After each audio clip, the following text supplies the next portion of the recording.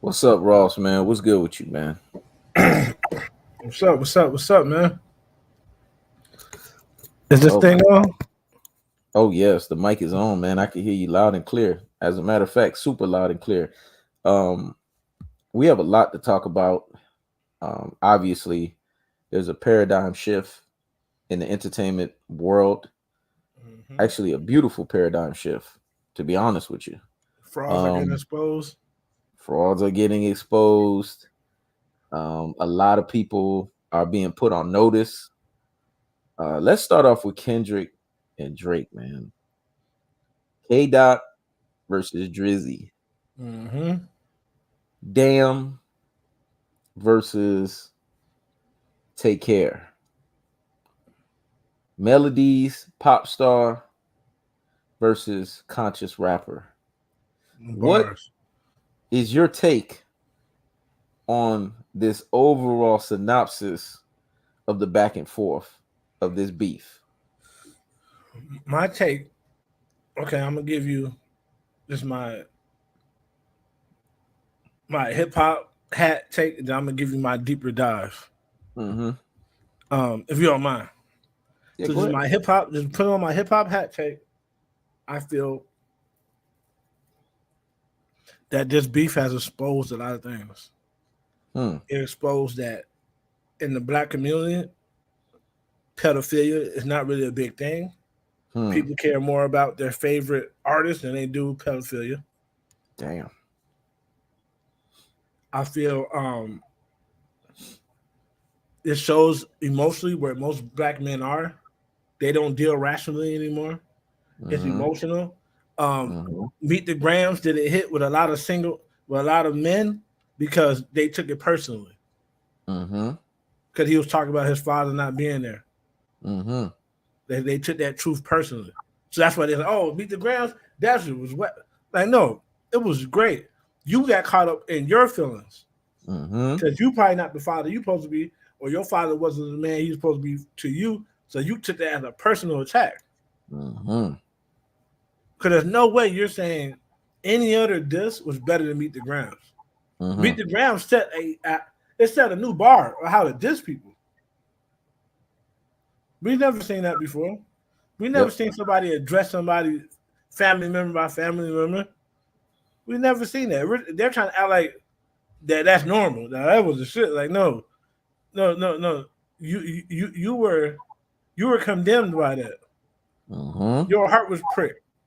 Mm-hmm. So you won't be able to give your honest opinion on that. What else it Fact. show?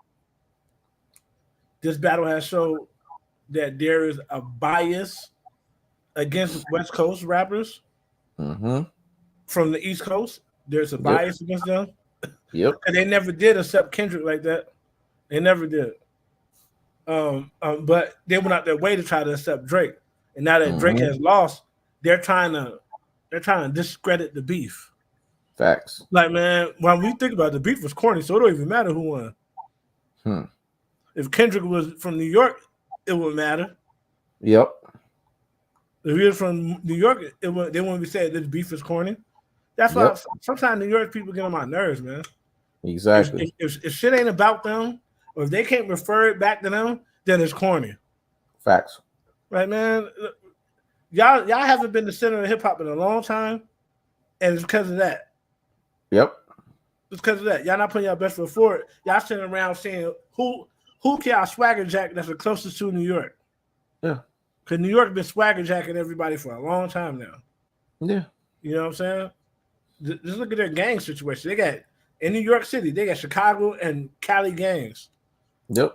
You're a major city. Why you got gangs from all the way from Chicago in your city and gangs from Yep. Cali across the whole country? Because y'all be swagger jacking, man. You know what I'm Yep. saying? Now my deeper dive. My deeper dive. Drake represents King Saul, Mm. and Kendrick represents David. Mm. And I'll tell you how. In the Yeah. beginning, You went super deep with that one.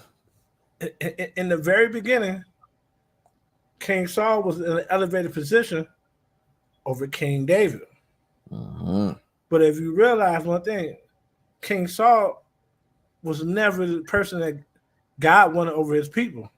Mm-hmm. But God, it will give you the desires of your heart, even if it's against your best interest. If you want it bad Mm-hmm. enough, you'll Mm-hmm. get it. So he made Yeah, him the king. he was elected. He was elected in. He made him the king. Like, this is what y'all want, Mm-hmm. y'all can have him. But God He was never wanted elected him. by the people. God never wanted him as king. Mm-hmm. And around that same time that he was elected king, God sent Samuel to go get anointed for down the line. Yep. One nigga was put in position by the people, Mm-hmm. and God allowed it to happen. Mm-hmm. Which is Drake. The other person was chosen to do this from the youth. It was anointed to do this, which is Kendrick. Mm-hmm. Who gave Kendrick their first big break? Drake did. Took him on tour. Like Mm-hmm. King Saul gave David his first big break. Like, hey man, come with me. Mm-hmm. Mm-hmm. Like, you're part of my kingdom now. You know what I'm saying? This and the third. I Mm-hmm. want you to play the harp for me and all this shit, right? But even though he gave him his first big break, even though Mm-hmm. these people are more elevated, Mm-hmm. they had a natural hatred for the guy that was more pure. Mm-hmm. Because even though they had it all, Drake was the king, King Saul was the king, but there was a Mm-hmm. part of the kingdom King Saul didn't have, and there's a part of hip hop Drake never had. Drake never had the authenticity. He never was authentic as king. He was never accepted as being authentic. He was Mm-hmm. never accepted for making quality music. The Grammys, Mm-hmm. the Grammys eluded him. The acclaim, the total acclaim of having a great album eluded him. He had hot albums, dope albums, but nobody ever said he made this a marvelous masterpiece. Nobody never, you don't never see no breakdowns of Drake albums like you see of Kendrick, like you see of Kanye. There's no deep dives because there's nothing to dive for. It's not really that. It's not, you know Mm-hmm. what I mean? It's not really that deep. Mm-hmm. So the whole time, King Saul, the whole time King Saul was the king, the whole time Drake was the king, they still had somebody whom they were envious of, Mm-hmm. but yet wanted them close. So envious that you want to kill them, but yet you want them near too. Mm-hmm. Like David had many times that he could have killed King Saul, but he Mm-hmm. spared him. Did you notice Kendrick was trying to spare Drake this whole battle? Yep. This whole battle, he's trying to spare him. Like, man, you sure you want to do this? Yeah, because I can go even further. I could go further, man. Don't do this, man. Yep. I could go further. Trust me. I don't think you want to do this. Mm-hmm. You know what I mean? You would sleep the other night. I cut a piece of your robe to you. Yep. I'm ready to do. The guy on my side, I know. You know what I'm saying? Mm-hmm. I had a problem with it. At the same time, he had things. Drake with Kendrick and all these other niggas too. The way he carry business, he always get enemies all around. When King so even when Drake had got a leg up with one of his discs, he had so much shit going on he couldn't capitalize. Mm-hmm. Just like when King Saul had David Corner, he had to leave. Yep. Cause they were attacking Jerusalem. He had to get up out of there. Because when it's your time to go, and when God says your time's up and the position is up, Yep. it don't matter what you do, no matter what you say. Facts. It don't matter what you do, what you say, because the people chose King Saul off of appearance. He was tall, he was handsome. They say he was taller than everybody. Our people chose Drake off of appearance of what they made us think he is. Mm-hmm. But during the course of King Saul being under all this pressure, we got to see what King Saul was really about. Mm-hmm. Breaking all God's commandments. Facts. Going messing with the sightseer, doing the witchcraft, trying to get the drop, doing unethical shit because he's under pressure and paranoid. Who was just under pressure and paranoid doing unethical shit? Drake. Yep. under pressure and paranoid. Mm-hmm. Meanwhile, like King David, Kendrick Lamar was somebody. He was somewhere camped out, plotting everything out, Mm-hmm. but hoping he don't have to be the one to To do it to end. him. You know what Mm-hmm. I'm saying? Hoping he don't got to be the one Mm-hmm. to do it to him. I just think what's going on is deeper. It's spiritual at a certain level, man. You know what Mm-hmm. I'm saying? When you're chosen to do something, and the people have chosen one guy, but God wants you to be in that position. There's no way you can win that battle. There's Facts. no way. I mean, if God, there's no way you can lose that battle. What I'm saying, if God wants you to be in that position, and there's somebody that's there, but somebody that you know what I mean that God don't approve of, there's no way you can lose that battle. It Facts. doesn't matter how this battle would have went. Drake was gonna lose Mm-hmm. because it's time up for that. It's time up for that. The paradigm shift Mm-hmm. had came. The paradigm shift had came, man. Yeah, that's my deep dive right there, man.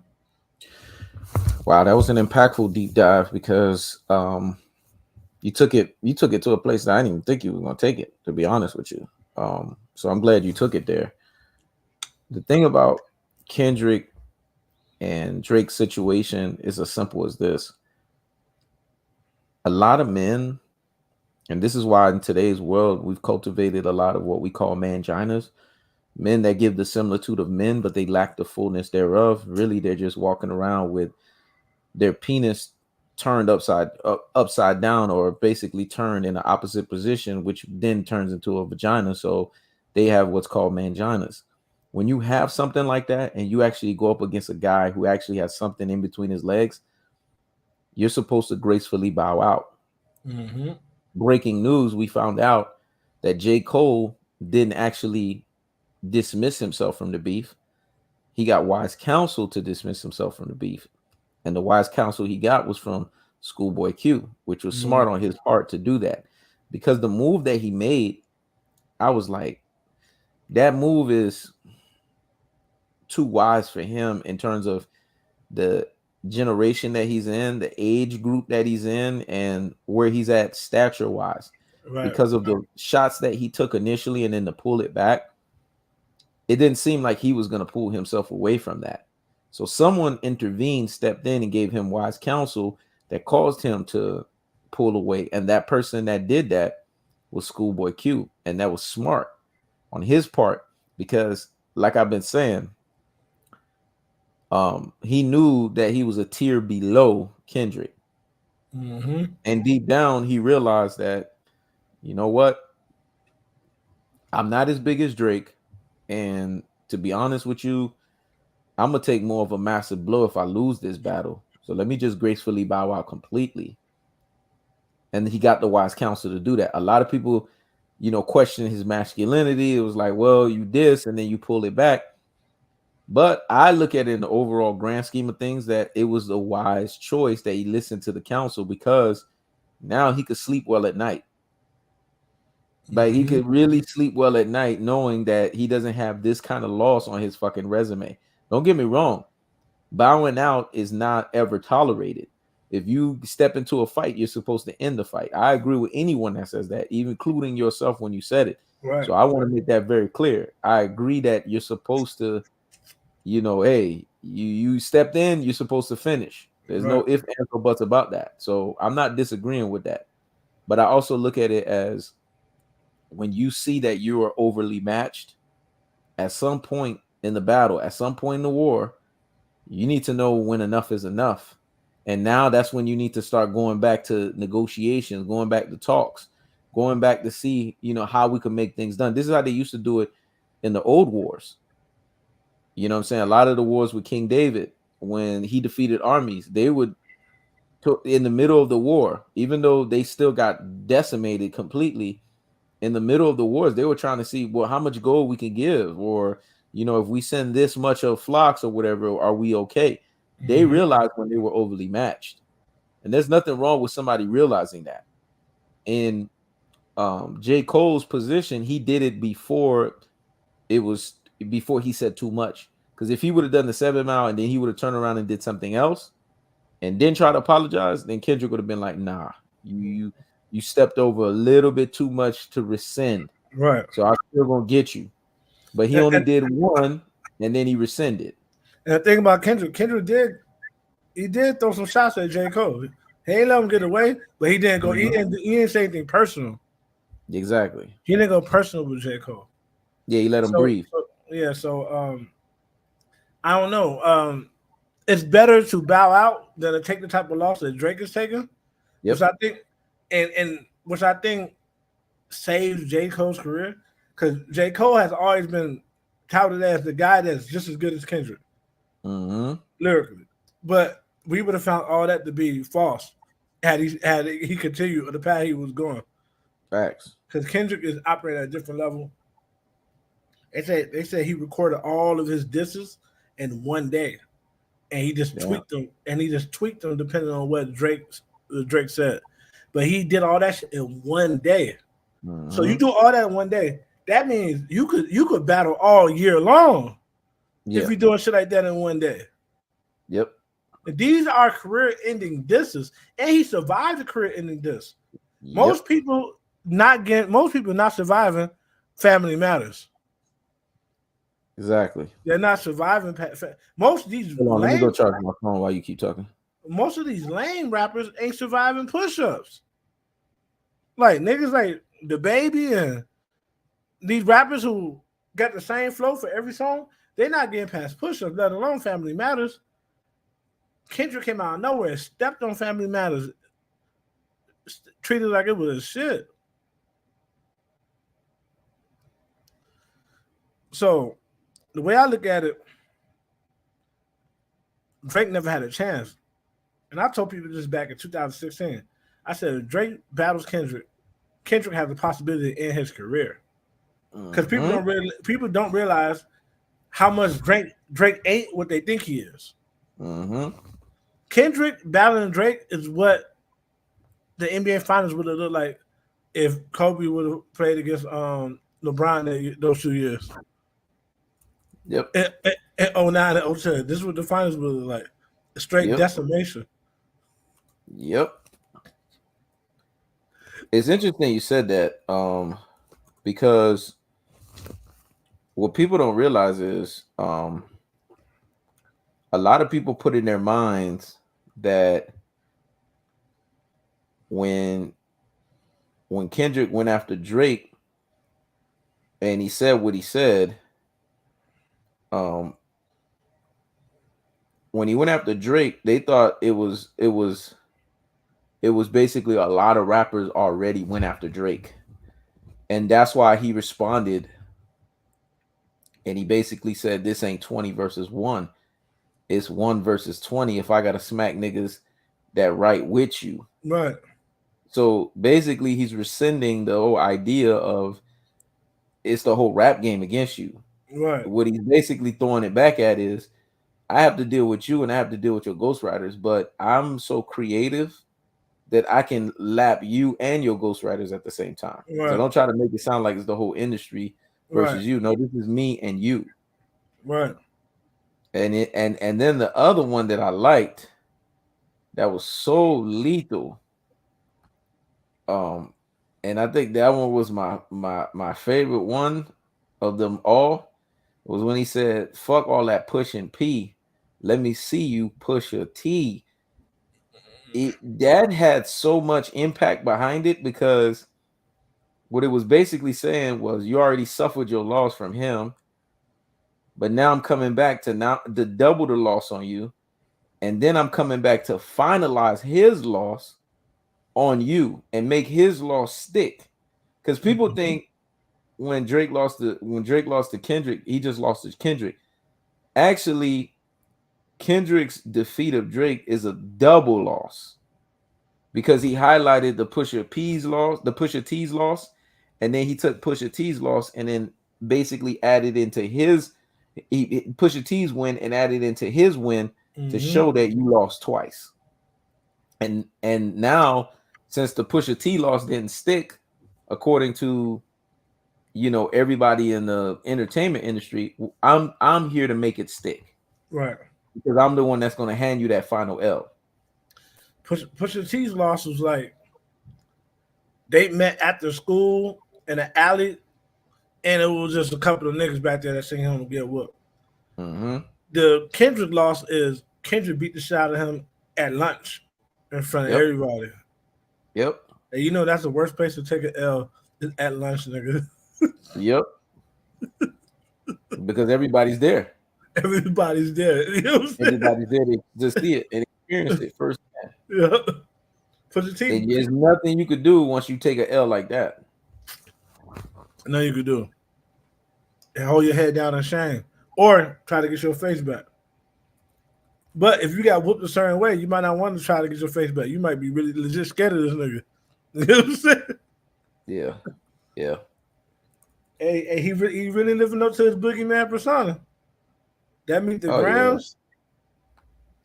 Think about Meet the Grounds. Meet the Grounds is going to be one of those songs to where once people get past the initial shock and the Mm-hmm. eeriness of it, it's going to be one of those songs that never going to be forgotten. Like you never going to forget when you heard Meet the Grounds.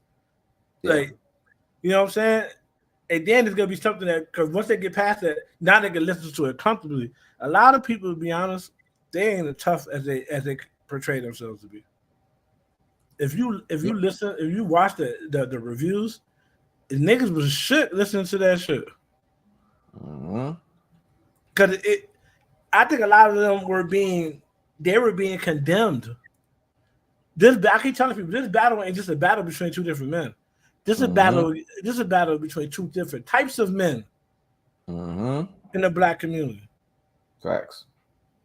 One that's trying his best is not perfect to Mm-hmm. uphold some type of standards and tenets and principles, and the other that's just lawless. That's addicted to every vice under man. So, and that's the majority though. Mm-hmm. The majority of niggas is like Drake. The majority of niggas not like Kendrick. The Mm-hmm. majority of niggas are like Drake. So when they hearing that shit, they're low key being pricked and they being stabbed too. Facts. Cause if it's not all on them, they know somebody that's like that Yep. they love. So now it's like they're conflicted, Yep. and that's a good damn diss. Well, I love it because right there, um, what made it so good was when he said this, and that's when a lot of people it went over a lot of people's heads, and I think that's why I love those bars when he said he's Terrence Thornton, Are referring to you Pusha T. are you went That's back to Pusha T. Euphoria? Okay. Yeah, I went back to Euphoria. He said he's Terrence Thornton, referring back to Push Pusha T. And people don't realize that's Pusha T's legal name. Yeah. And then he said, "I'm Terrence Crawford. Yeah, I'm whipping feet." So it was like he was basically talking about you done got the double defeat. That's what that bars was all about. Yeah. And and people didn't catch that. They just call, Yeah. oh, he said Terrence Crawford, I'm whipping feet. That sounds cold. But you got to catch what he's saying in the bars. Like Yeah. you caught your double L. And I And beat that you so bad, I basically knocked you out your fucking shoes. right. That term is colloquial in Cali Mm-hmm. for what you just said. Whipping feet mean that they beat you up and you came out your shoes. Yep. Yeah. I mean, this is crazy. And this is now I have to get at the Joe Buddens of the worlds. I have to get at the academics of the world, and I have to get at the Charlemagne's of the world. My problem with them is these guys are what I call manginas. They it's the shock value, man. We're in this Mm-hmm. cancel culture where once somebody hears something, oh my gosh, this was the tightest thing. It's a battle. You don't make the decision until the dust settles. You don't just go out and say, well, oh, how's he gonna, now he did this. How is he gonna respond for shock value? I get it. You have an audience that you need to talk to or whatever. But the wise thing to do is to say, look, this battle's not over with. Let's see what the other guy's gonna have cooked up. You know, you could talk about currently what the person said and said, man, I like this about it, and dissect it. But don't sit there and in your dissection say, oh, it's over. He won. Right. Because now you're going to be quoted saying that. And then when the other guy wins, you're going to look stupid and you got to backpedal. And that's what's happening. A lot of backpedaling is happening. Because right before Euphoria dropped, all I kept hearing was, oh, Drake got Kendrick in a chokehold. What are you going to do? Da, da, da, da, da. Mm-hmm. When is Kendrick going to respond? Da, da, da, da, da. And then when Family Matters dropped, oh, man, how's he going to respond to that, man? Family Matters was such a strong diss. Don't get me wrong. Family Matters was the best diss Drake ever did in his life. Right. That goes to the level of opponent he realized he was going up against. The problem was everything is about timing. And as a person myself who has ended a few careers on YouTube, you know, and I don't say that because I'm just saying that it's documented. I've been through a few battles myself, and I've ended motherfuckers' careers. Mm-hmm. And in ending people's careers, I know one thing. One thing is certain, and two things are for sure.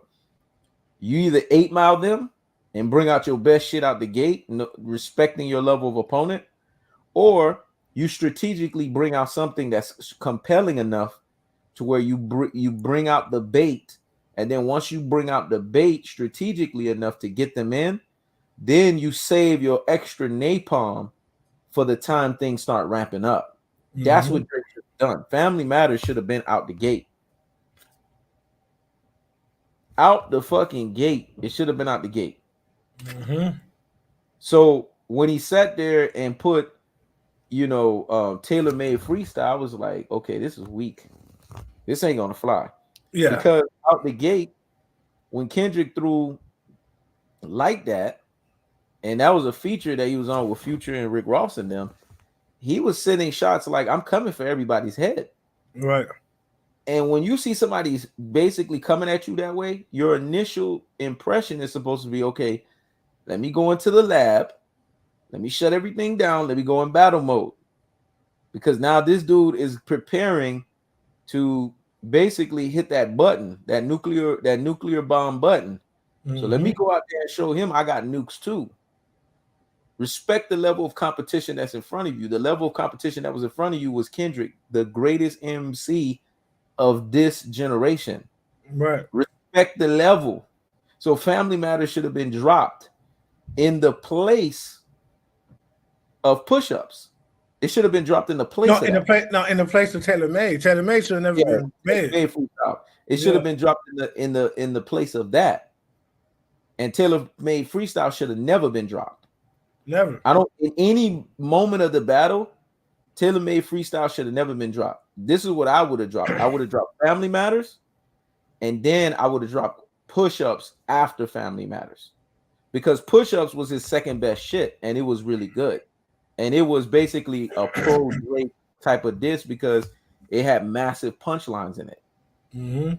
If he would have chronologically changed the order up, the battle would have been closer. He still would have lost, but it would have been a lot closer. He would have came out in this scenario more like a Jay-Z with a narrow defeat than him, and now having to worry about now I can't flow in and out of rap. Now I'm regressed to a melodies pop star.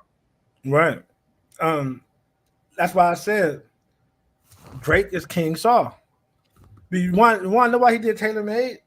Because he was paranoid. You know what King Saul did when he was paranoid? He went to a medium. He went to try to dig up the spirit of of Samuel to figure out what's going to happen next.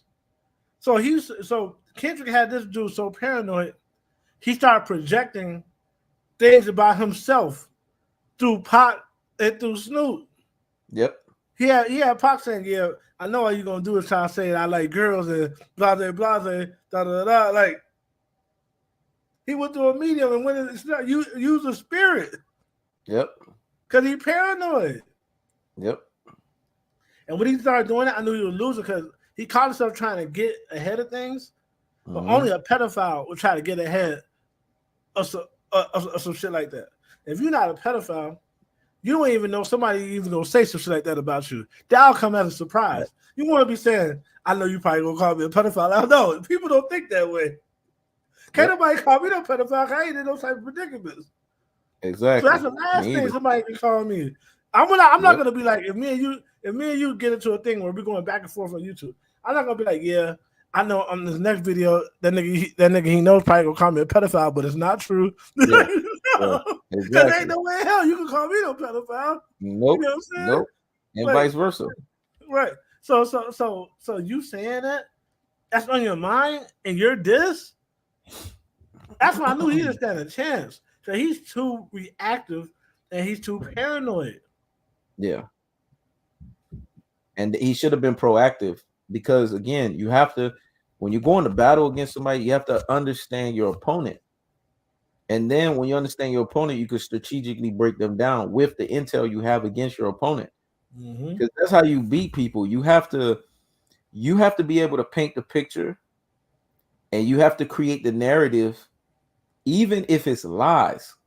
If you paint the narrative and paint the pictures in such a way, those are what we call believable lies. Those lies now become what everybody believes and everybody is going to follow because of reputation. This is why Right. reputation is important. And the reason why Kendrick Lamar did everything Kendrick Lamar said was true, I don't know. Was it a lie? I don't know. But here's the thing. It's plausible.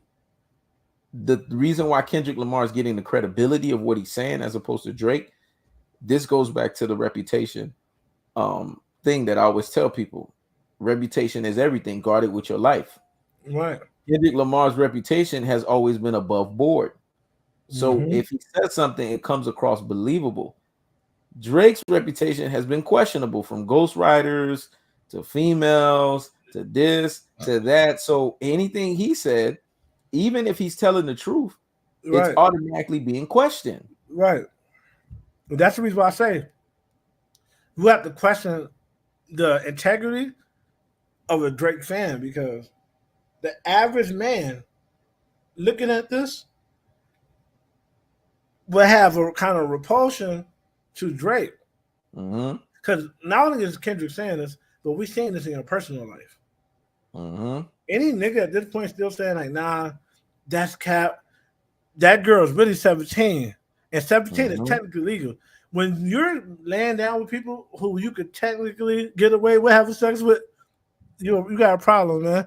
You know what I'm saying? Like, right. Because you shouldn't have to rely on technicalities. Exactly. 18 is legal. Yep. But depending on your age, you might not want to be laying down with nobody 18. But 18 Yeah. is legal. You could legally marry that girl. 17 is those are the ages they made to keep white people out of jail. Yeah. Like, okay, man, this is the legal age. And this is the age we're gonna work with. Now, if you Yep. do something below 16, 17, you going to jail. You know what I'm saying? Well, Like, you said 17. I thought you was gonna say 16 because I've heard of no, no, 16. no, 16 in certain states. Yeah. Certain states is 16, certain states is 17. Mm-hmm. I think in Alabama it's still 14, something like that. They some perverts Yeah. down there. Yeah. But yeah, those are caveat ages Mm-hmm. for the A people because they know A people are savages and shit. You know what I'm saying? But if you have to rely on the law to keep you out of Mm-hmm. jail because of the type of Mm-hmm. bras you laying down with, Mm-hmm. you have a problem, man. A And huge problem. Drake fans, they're so low down, like him, they're looking for caveats. Like now they're saying everybody's on Drake. Everybody's on Drake, but nobody said nothing about Metro Boomin. Mm-hmm. He do it too. Yep. Oh, so Yep. you still a fan of this nigga. Yep. You just don't want to go down by himself. That lets me know you do it too. Yep. Or you would do it. Use that predicament. You would be 37 years old with a 14-year-old girlfriend. Yep. You would do it too. Yep. Because you're trying to make an excuse for this man. Mm-hmm. Yeah, man. That's an excellent point and an excellent phenomenal way of illustrating the shit that's going on. But in all honesty and in all essence, this thing is catastrophically crazy right now. And the reason why I say that is because people have to look at the tail of the tape. Right. And in the tail of the tape, one guy's coming across more believable, and the other guy's coming across off rip, not believable. And here's the two categorical mistakes that Drake made. He got lazy thinking that his stardom, and it goes back to your King Saul and King David situation. He got too lazy going off of, oh well, I'm big, I'm a bigger name than you. Um, I'm a bigger artist, so I could ride off of that wave, and I could kind of get lazy with the way that I come at you, and I could show you what I'm doing. That's why Kendrick was like, I already see your moves. Mm-hmm. If I'm going up against a guy like Kendrick, I am not showing you my moves, man. I'm not showing you the playbook. I'm gonna be scrapping the whatever I was doing before. You knew I did back to back. I'm coming with a new strategy. It ain't gonna be back to back. Right. Picking it up. I have to come at you differently. I have to come at you strategically. So this is why I was saying that whole Family Matters should have came out the gate. Reason being is because if Family Matters was the one that he started with, and that was the one that lasted as long as it did until Euphoria came out, Family Matters still would have Just Meet the trumped Browns came Euphoria. out. Yeah.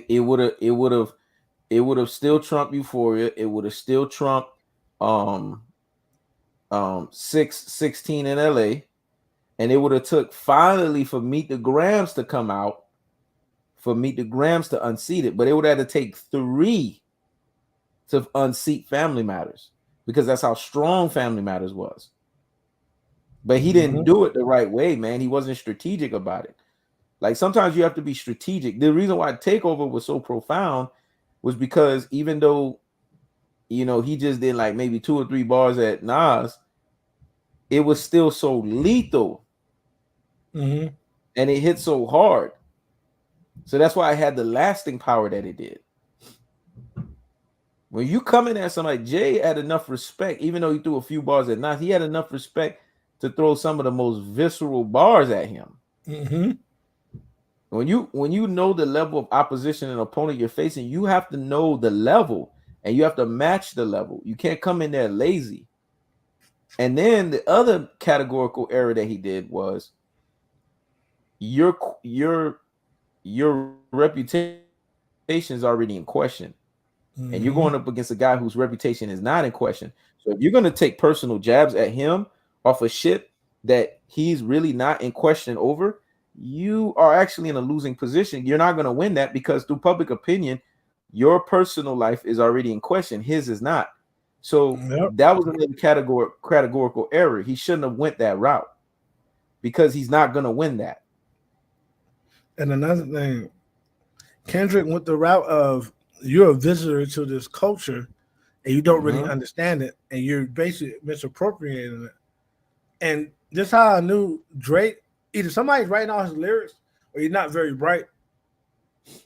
Drake retorts were proving Kendrick right. The man Yep. said, and the man said, "You rap like you trying to free the slaves." Like, hold Yep. on, you got a problem with freeing the slaves? Yep. Why would you say that? Yep. And then he said, yeah. So I went back and listened to that song. Oh, now I see why you calling me a pedophile, because you got molested. Yep. You began molested. That's not what that song say. That he went back and watched. He went back and Yep. listened to it. His mother got molested, and she projected that trauma onto him. Yep. So you don't understand lyrics, and Yep. you just try to attack us.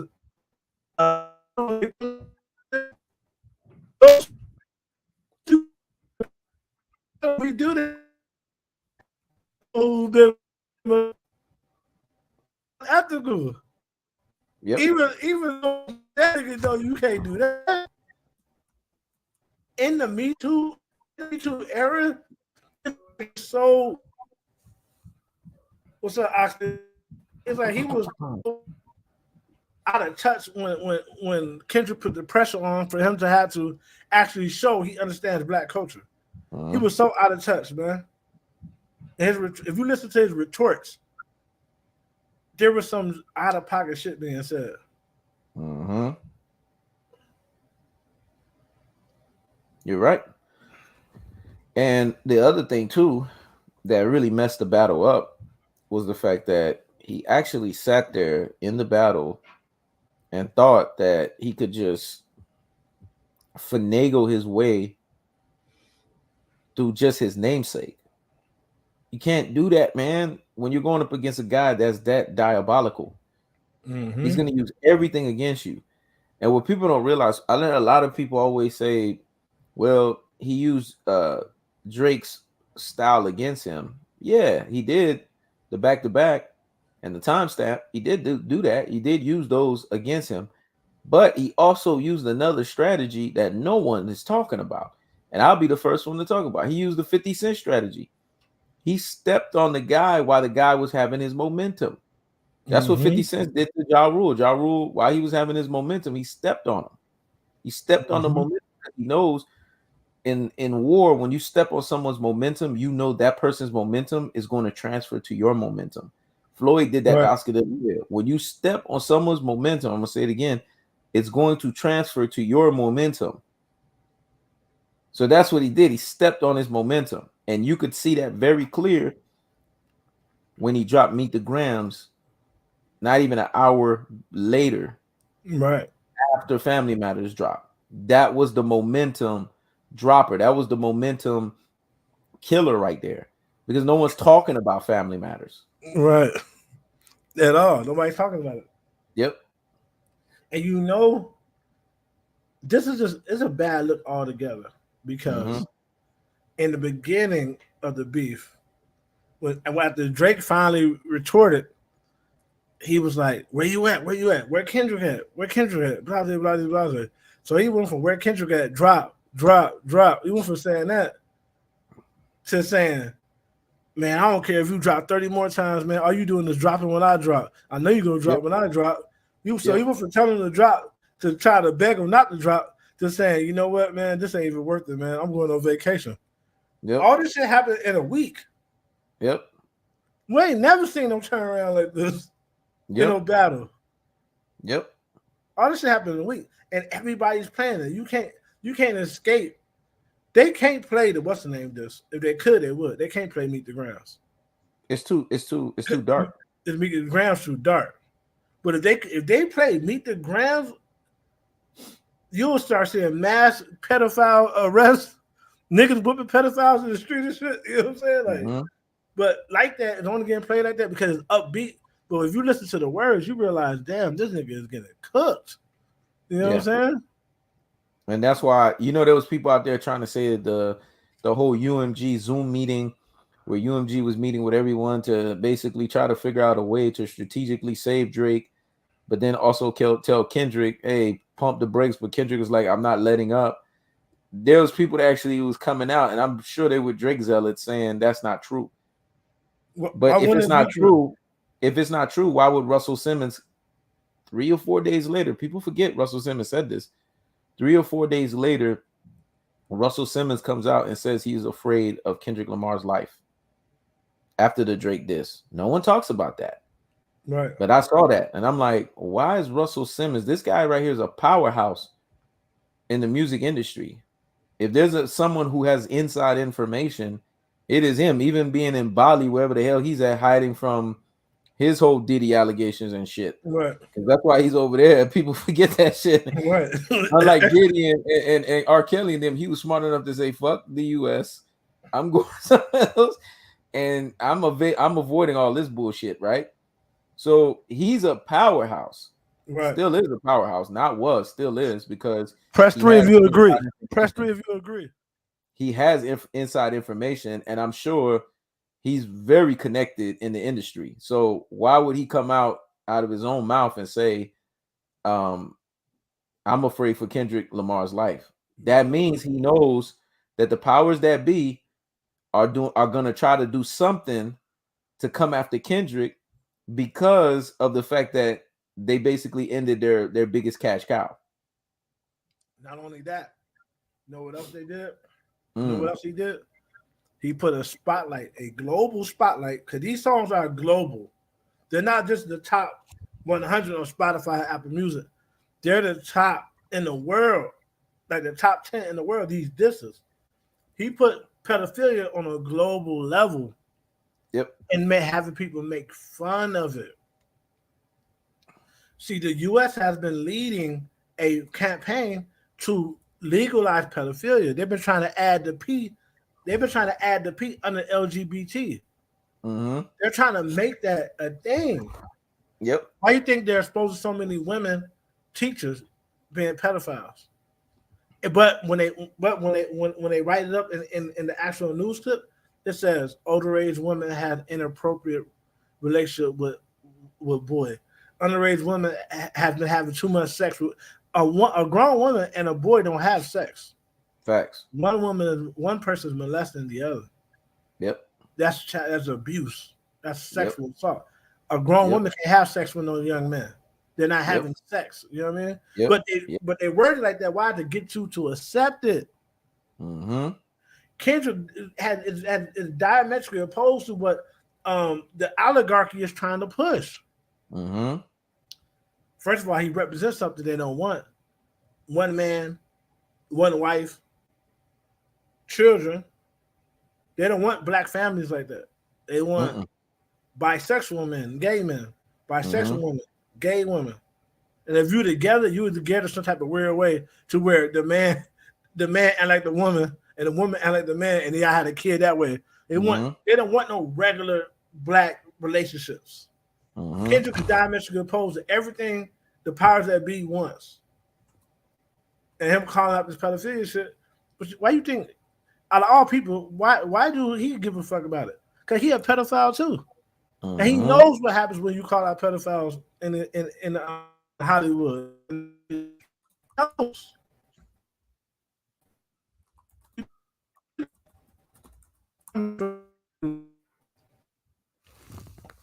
Ain't that what was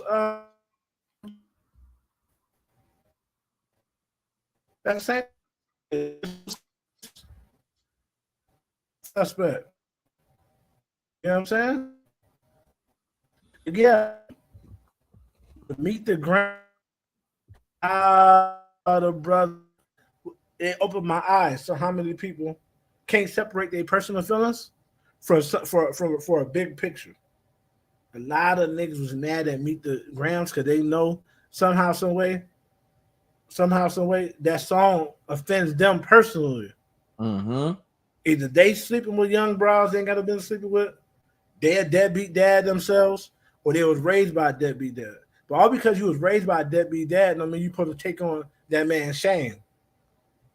It's not your shame you was raised without him. It's his shame that he wasn't there. You can't get mad Exactly. at Kendrick for bringing that up. Mm-hmm. That's how we get better. By Yep. acknowledging the fact that men have failed this generation of men. Yep. That's how we get better. And women have failed by choosing those type of men to procreate with. We don't get better if we don't acknowledge that. But I've Facts. seen a lot of reaction niggas like, damn, why you gotta bring up dad's not being in the crib, man? Yep. Like, bro, why you still look at it that way? Like you still 6 years old. You're a Yeah. grown man. That's the facts. The facts is if you got a deadbeat father or a father who not taking the time with you, you gonna be a fucked up individual, Exactly. a degenerate. You know what I mean? This is how it goes. Cause your mother can't raise you by herself. Mm-hmm. She just can't. No matter how good of a woman she is, she can't raise you to be. That's a great point. The thing about it is, looking at this whole beef and how this beef is played out or whatever, um, Drake has been niched. Now he can't float in and out of rap.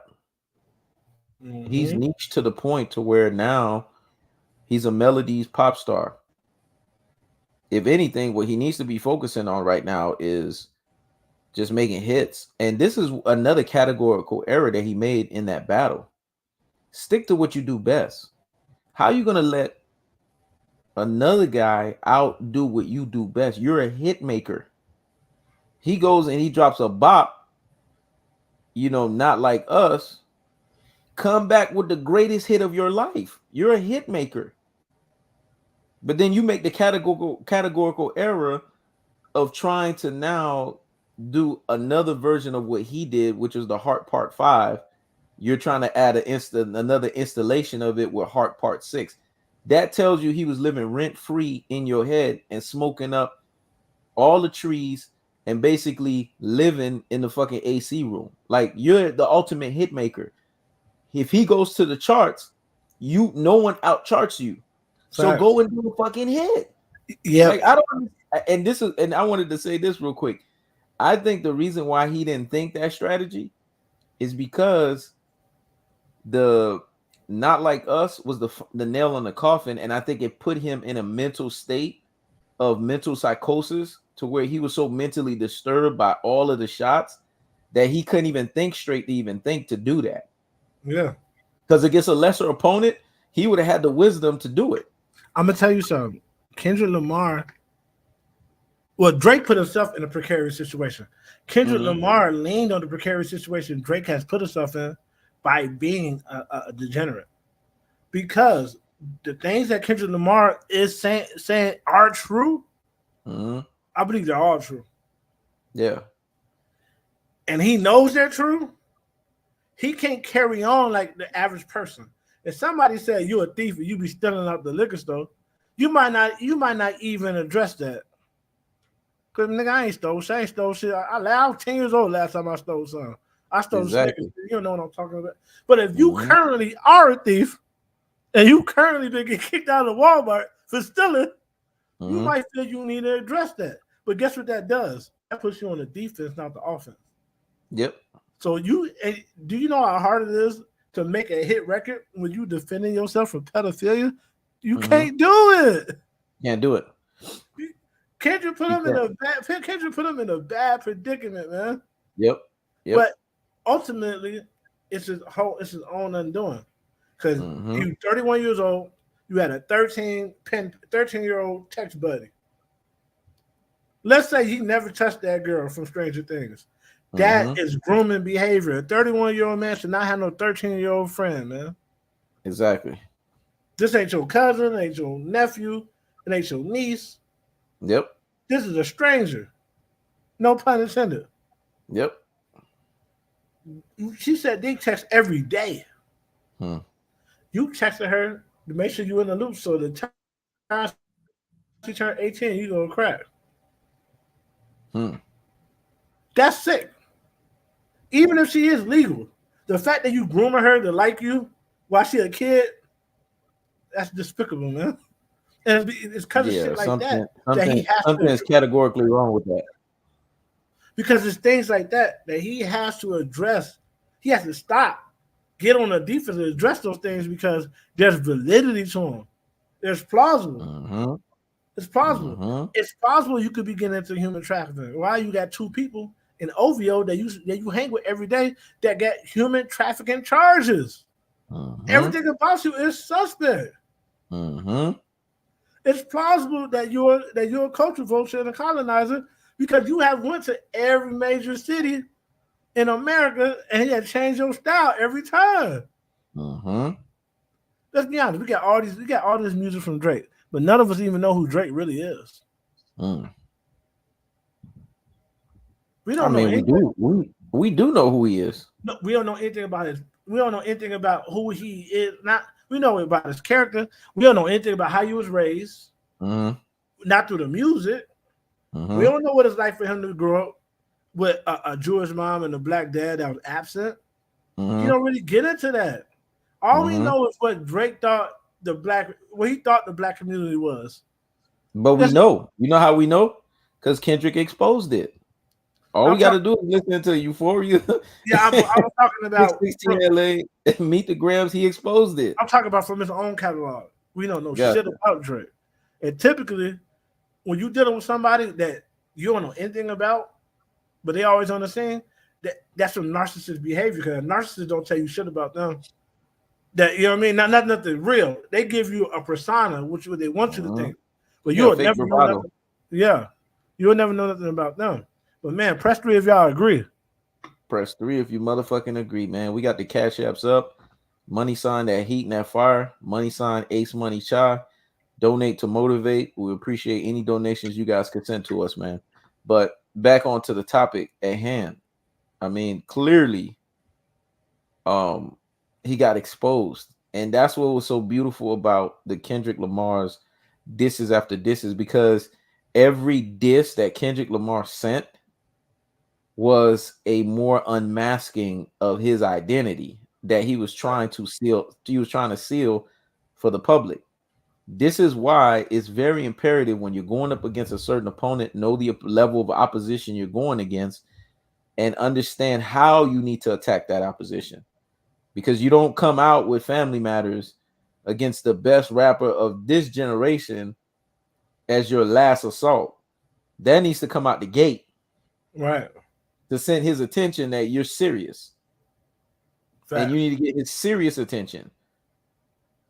Because I guarantee you, Family Matters come out the gate. We're not even thinking about Euphoria at this point. We're talking about Meet the Grams next. That would have been the very next one. Because he would have understood, damn, I got to meet this. I have to match this. But he didn't do that. And I'm not going to lie. Family Matters was Drake's best, strongest diss ever. But the reason why that got washed so fast is because when he dropped the nuke, Kendrick dropped a nuke and then another nuke on top of the nuke, man. He dropped 2 nukes for that one nuke, man. It was fucking crazy. You know what I think we're doing inadvertently by focusing on Drake's mistakes? We're not giving Kendrick enough credit. We're not doing it purposely though. Kendrick initiated a lot of paranoia in Drake by constantly making him question who was around him. Somebody turn on you, man. I know shit about you, man. You might need to watch this guy. You might need to watch this guy. But when you're reactive like that, and you know you get into shit you get into, you ain't got no business doing. Some of the shit that can get you put in jail, you're thinking about all type of shit. Yeah. So how can you're put in a position that even your strategy is going to be a little bit off because you can't 100% focus on it. Yeah. But Kendrick did some shit like the old gangsters used to do. When they went to war, they'll separate from their families and they'll go hole up somewhere and plot and scheme. They're not on the Drake's still on the scene and shit. He's still going out on dates and shit. Kendrick somewhere in the studio, hold up, put his best shit together, like really in a war. You know what I'm saying? Like really in a war. That's why, like I said earlier, man. Drake is King Saul, Kendrick is King David. One nigga was really about that. Like live for it. Like hold up in a cave, waiting on niggas.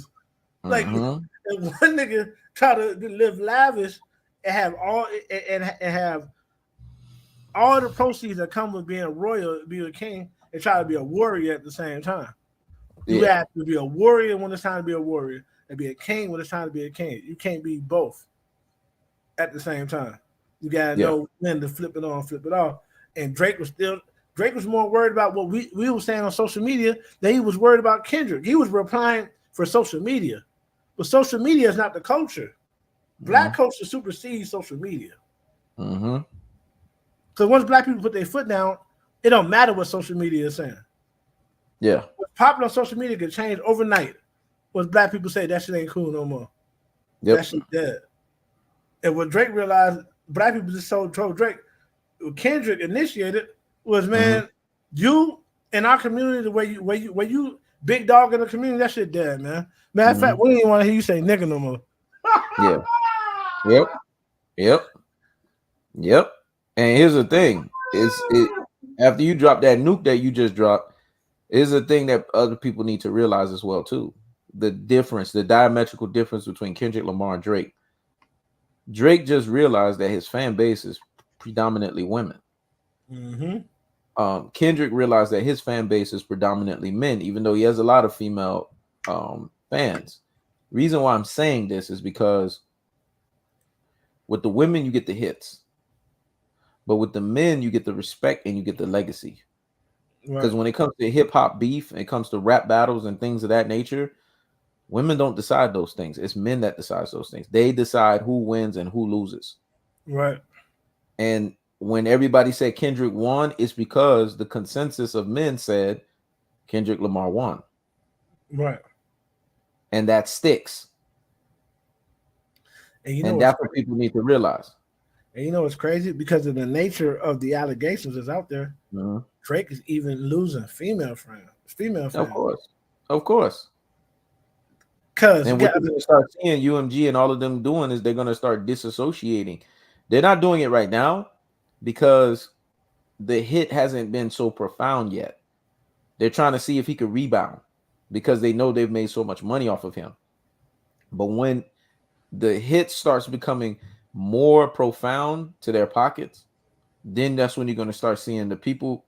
This is when you're going to know it's over for him. All the people that he gave the co-signing to big up, when you start seeing them slickfully, because this is the shit they do in Hollywood. When people disassociate with people, they do it in a very slick way.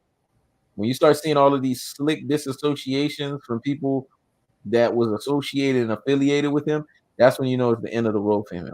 Like the sex no longer wanting to be on features with him, but now she's gonna run over to the other side, want to be on a feature with Kendrick. Those are gonna be the slaps in the faces that you're gonna start seeing. Like, oh shit, okay, yeah, it's over for this dude. And that's one thing Kendrick can't do. Certain people, because he took this stance, certain people he can't work with. Of course, he can't work with Sexy Red because Sexy Red, she grooms children too. So you can't talk down on Drake and then work with Sexy Red. Like, nah, he can't do that. But yeah, I hope not. I hope not. Yeah, he we'll can't see. do that. We'll see. I hope not. I hope he stays on the stance that he's staying on. But you know, Hollywood, man, people do some weird shit, man. So you just never know. But let's just hope he doesn't.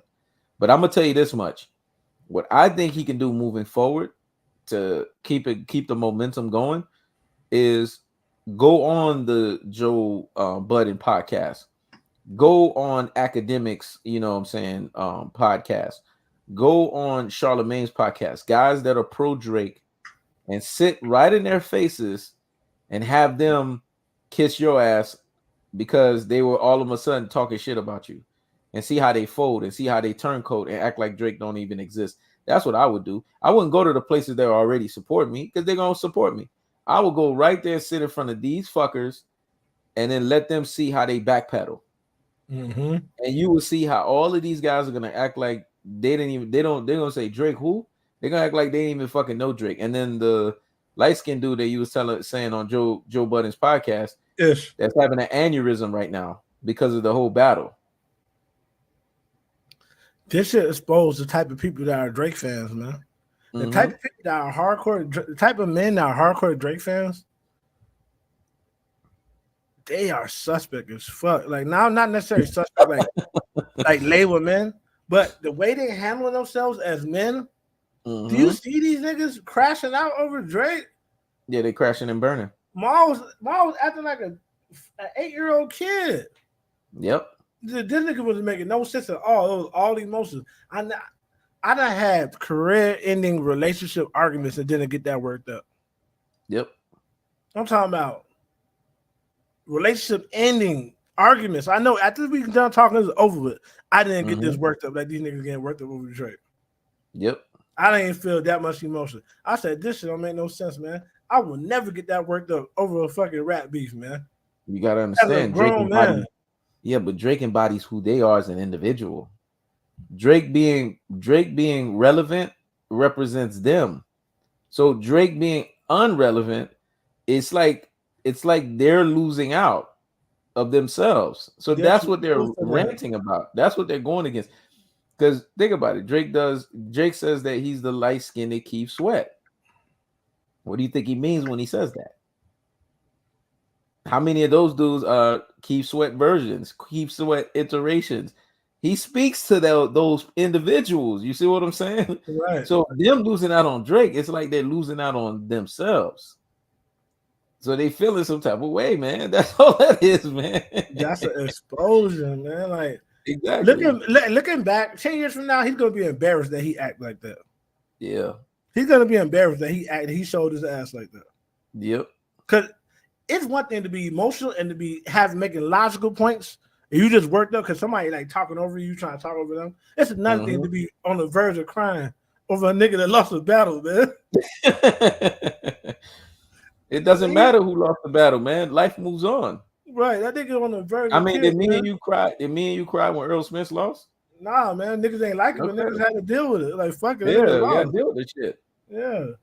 Shit, didn't I even say Didn't I even say at my in my own? Didn't I even say, man, when he said, he's Terrence Thornton, I'm Terrence Crawford. Nah, I'm whipping feet. I thought those bars was tight.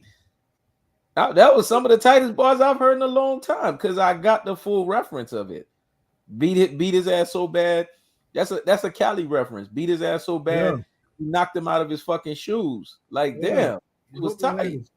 Yeah, he whooped that nigga so bad, he whooped him out of his shoes, man. That shit was tight. Those bars was tight. And then talk about Terrence Thornton, which is Pusha T. So basically he's saying you ate a double defeat. Like, damn, there's so much in those bars, man. That shit was tight. Right.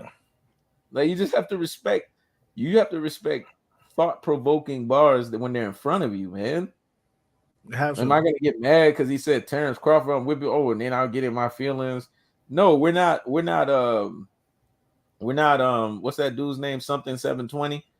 We're not looking at meat packs. You know what I'm saying? We're not those types of Tyrone 720. We're not Tyrone 720, so we're not invested in Earl like that. So it is what it is. Yeah, nah. I didn't like it. I wanted Earl to win. I still think there was some fishy shit with that fight, but I ain't gonna be on the verge of no tears over it. Yeah. I ain't gonna be on no verge of no tears over it because I don't know Earl like that. Exactly. You know what I mean? Like, he ain't my family. I just fuck with him. I ain't gonna be on no verge of no tears. Certain family members, I wouldn't be on no verge of no tears if it was them because I'd be like, they needed their ass whooped. You know what I'm saying? Exactly. Like, I got niggas in my family that need a good ass whooping. So exactly. You know when I bring up Devin Haney got exposed, the first thing people want to bring up is, but Earl Spence got exposed. Yeah, I mean, even though the parameters are a bit different, did he get exposed? Yes. What he got exposed by is he been bullshitting. First of all, and you can only bullshit so long in your career, and it don't catch up. The shit caught up. First of all, everybody knew coming into that fight, Errol Spence was going against a worthy opponent. Yep. Even if we did talk a lot of shit about Terrence Crawford, to be honest, trying to get him away from top rank. Yeah. Niggas knew Terrence Crawford got monos like that. I don't think he had the type of hands that it looked like he had in that fight. I still don't believe that. But I knew that Errol Spence was going to just beat the fuck out of him. Now, I knew it was going to be some figuring out. But those are two guys at the top of their weight classes coming together for undisputed. Right. Haney has no business losing to Garcia. Yep. He looked like he was Mexican. Yeah. Haney was taking punches. He was catching punches with his face. He looked Mexican. Ryan Garcia was one that like he was black. Yeah, Ryan Garcia was slick as hell in that damn fight. He was faster than you. He was better on his feet than you. Yeah. You will get people like, he came in. You know what? It do make a difference when you come in a couple of pounds more than the other person. When you come in that way for the weigh-in. But the way he fought that night, he wanted to beat Tank. He wanted to beat Shakur. Nope. He wanted to beat none of the top guys, but he fought bad that night, regardless of what. Yeah, but I ain't gonna lie. The way he fought that night, he probably still would have given, because he has power. And we've seen what's his name fall a few times. Ryan Garcia has power. We've seen what's his name. We've seen what's his name fall. No, not Haney, but we've seen what's his name fall a few times by Kambosos because Kambosos exposed him, and I don't think Kambosos had the power as Ryan Garcia. Right. I think that Ryan Garcia that night could have exposed the Teofimo Lopez too. Oh yeah, because Teofimo Lopez has been dropped by opponents that don't have the level of power that Ryan Garcia have, and Ryan Garcia, people forget that motherfucker got power. Yeah, and that left hook. Yep. That left. That's the only punch he throw perfectly. He threw that left hook perfectly. Yep. So regardless, he's gonna be in for a long night anyway. It just takes away from the win because, put it this way, I feel like Ryan Garcia is bragging too much for the way he won. Mm-hmm. Yep. Because you didn't come in fair and square. So I'm talking about just the weight. So he's bragging too much. You gotta understand why he's bragging though. He lost the Tank. He's been given this shadow in the boxing world, like, oh, you're an Instagram fighter. Like, he's been taking a lot of flack. Anytime you win, fighter, and then he went into that fight with the Haney's talking cash money shit. With Bill Haney said, "Oh, I'm gonna send my son in there to kill you. I'm gonna send my son in there to retire you," and then the opposite happens.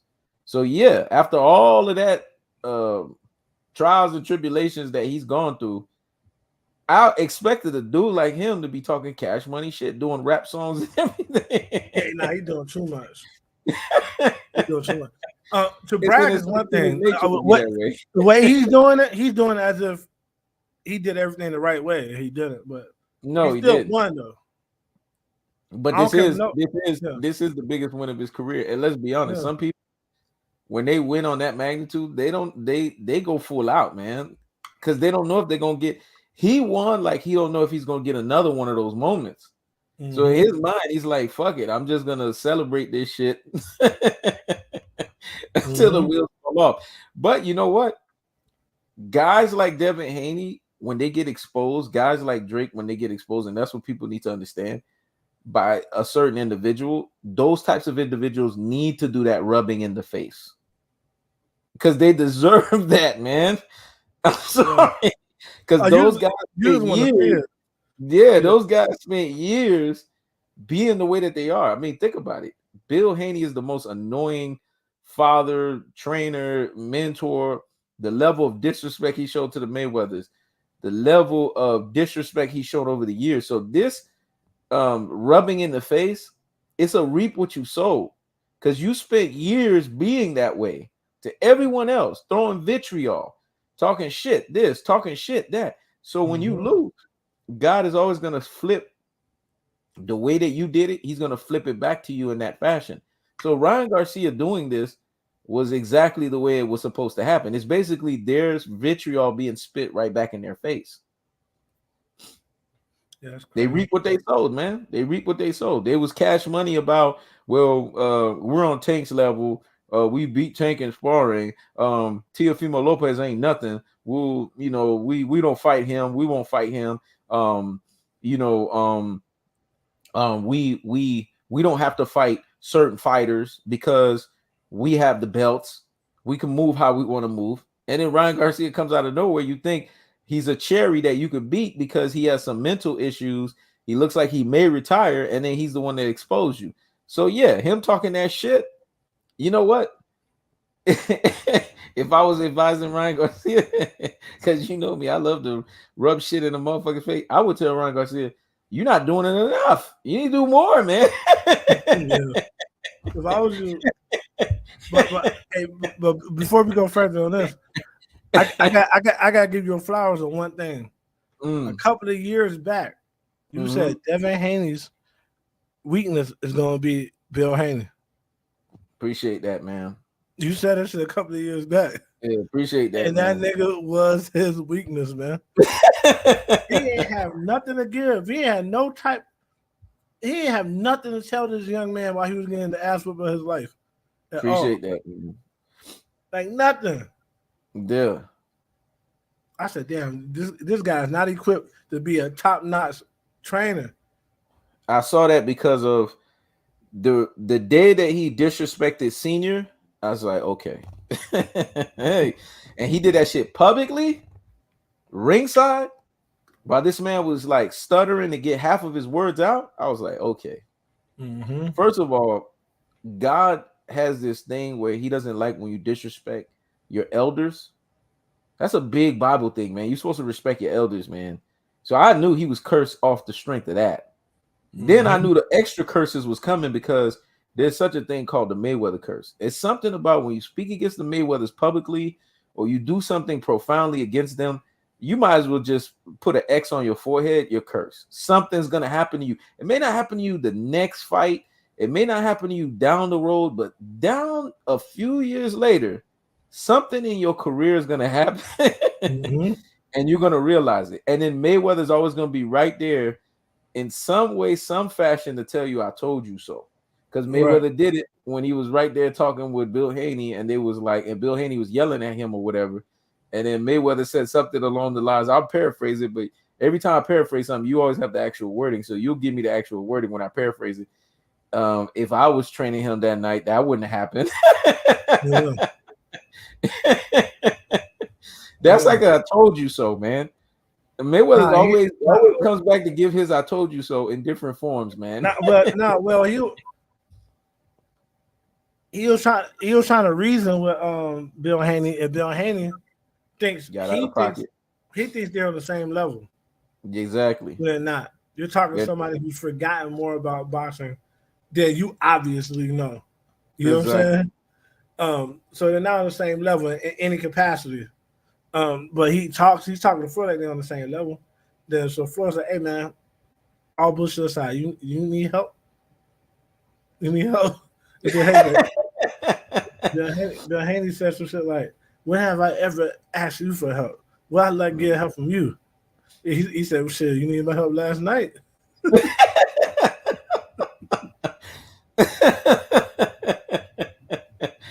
Those shots, man. That was Haney, like a right hand lead, boy. Whoosh.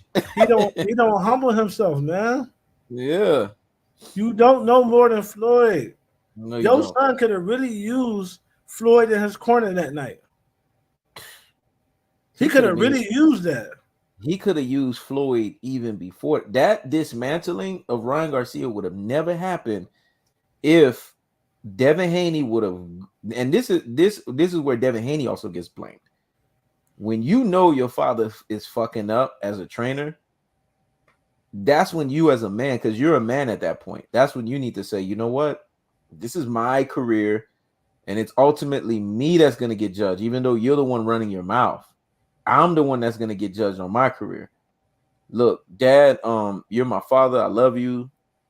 You're always going to be an integral part of my life, but you can no longer be my fucking trainer. And Right. he should have done that moment after the Alfredo Santiago fight, because the people that were headlining that fight was Logan Paul and KSI. That's when you knew Devin Haney was in trouble, when YouTubers were headlining a fight and you're supposed to be the boxing star, supposedly. Right. And in that fight, I knew he was getting exposed in that fight. Me and you covered that fight. He was eating counters the whole fucking night. Yeah, I mean, got stopped. Almost got stopped. And we said to ourselves, what the fuck? And I remember you said, when you was mic'd up, you said Devin Haney's getting exposed by someone I didn't know existed in boxing. Right. I ain't know I'm not the boxing fan that watched those type of fights. Exactly. The up and coming dude. That night, I don't know about him. He a number one champion. Yeah. Now go ahead. Say what you were saying. I'm not the type of boxing fan that watched all the small fights like that. So I ain't know shit about dude. All I know is if Haney keep it up, he gonna get stopped. Man, he was eating counters after count, and that dude was hitting him. That was the first opponent that was hitting him with the same shot every round, and there was no adjustments made. Nah. And he's been carrying that bullshit as the competition has gotten better and better and better. I would have thought immediately after that fight, fire your father, go to the Mayweathers, get crispy up again so that you can figure out how to shell up properly, how to clinch properly, how to not put your head out there on a platter so guys can just hit your face all day properly. Press 3 if y'all agree. Press 3 if you motherfucking agree, man. We have the Cash Apps up. Make sure you guys donate to motivate, man. Anything you guys donate, we'll appreciate. Yeah, but man, the bottom line is, I would have thought that he would have made the adjustment then. No. Then I thought he would have made the adjustment in the Jorge Linares fight when Jorge Linares dropped him. I thought the adjustment would have been made because that was a fight pre-Loma. I thought he would have made the adjustment then because he got dropped. He got dropped significantly in that fight. No. Still kept the stubbornness. And then there was a guy that he fought in between Jorge Linares and Lomachenko, man. If y'all, I don't remember the dude's name, but that dude was punishing him. We covered that fight. I don't know if you remember that dude's name, but that dude had like a little name in his weight class or whatever, and he went up against Devin Haney. I remember Devin Haney ultimately survived him, and that's how the fight happened. Devin Haney just had more wind in him, but that dude was punishing Devin Haney too. And then Devin Haney still didn't make the adjustment, and then that's when he fought Loma. Loma, because Lomachenko has done, and I'm gonna say it like this: Loma is not the problem; it's his fans that's the problem that has gotten him a lot of the boxing decisions as of late that he's suffered, because his fans tried to make him seem that he was greater than Floyd. Loma's humble. Loma's always been like, I'm not on Floyd Mayweather's level, and he always would say shit like, when they asked him about Floyd's defense, he would always say, man, I could go my whole career learning that defense. I would not figure it out. That's a humble thing to say. But his fan base tried to make him seem like he was way more than what he was. And because they did that to him, it was like towards once he started like going on the down spurt of his career, it was like, oh no, we're gonna take these W's from you, man. Bob Arum, he's dirty like that. Oh no, we're gonna be controversial in the way the decisions roll That's how here. We're boxing is gonna show now. you eat some losses. Exactly. That's how boxing is. Boxing been that way. If you don't take advantage of your prime, and they get to the point where they're trying to push you out, you can't have no close fights. Nope. Put it this way: if Muhammad Ali didn't knock out George Foreman in that fight, he would have lost that fight. He would have lost. They were trying to push him out of boxing. Push him out of boxing. They're trying to push him out of boxing. You know what I mean? When you get to a certain level of your career, you got to win decisively, like Floyd, or you got to stop motherfuckers. Because they did that to Manny Pacquiao too, so that was a great point. Yeah, anytime Manny Pacquiao had them close fights like Jeff Horn, man, they lost. Timothy Bradley lost. And then Pernell Whitaker bad. Yep. And the way they fight, they help it. Lomachenko takes way too long to get started. So he got to win the rest of the rounds. He got to smoke the rest of the rounds to win. Manny Pacquiao just fights very ugly. So you don't really know Manny Pacquiao winning the fight until he drops somebody. Yeah, because he fight like he really in the streets thumping. And you know, when you watch people in the streets thumping, you don't really know what's going on until somebody gets dropped. That's how Manny Pacquiao fight. He's wild. You know what I mean? He's wild. You don't know if he's doing good or not until he drops. He's wild. He just the reason why it looks good is he throws a lot of punches being wild. So people think, oh, he's flashy, but he's just throwing a lot of punches with that shit. So it looked like he's doing something good. But anyways, let's switch gears, man, because I really want to talk about it. The Diddy allegations, man. My goodness, man, where do we start from there? I mean, there's just so much to unpack. Yeah, man. But right now, Diddy somewhere smiling because with all this pressure on Drake, he got tired of strategize. Exactly. That is true. That is true. But at the same time, with the latest news that came out, it kind of did put pressure back on him because the latest news that people are saying is Drake is the new Diddy. He got moles in OVO. So it's like Diddy can't catch a break. He's the new Diddy. He got moles in OVO, and they're releasing documentations about sex trafficking and stuff like that. So I don't know, man, if Diddy's really taking a break when somebody's called the new version of you, man. People don't realize is all these people are connected. Yep. Because Diddy got a case. Lucy and Grange. Oh, Drake could have been getting set up for the fall for Lucy and Grange. Lucy and Grange is tied in with Drake. Yep. Like Lucy and Grange is tied into the Diddy allegations, but then Lucy and Grange is also the controls Drake's career. Exactly. Drake could be getting set up to take the fall for these niggas. That's what I said. Remember, I said that when we had our power. I said, "Do you think this is the beginning of the end of Drake?" And at the time, you know, with us, because we're evidence based and we like things to seem like it makes sense before we say something. We both are like that. We both in the preliminary will be like, we gotta wait. That's a two-pronged question, though. That's a vague of a question.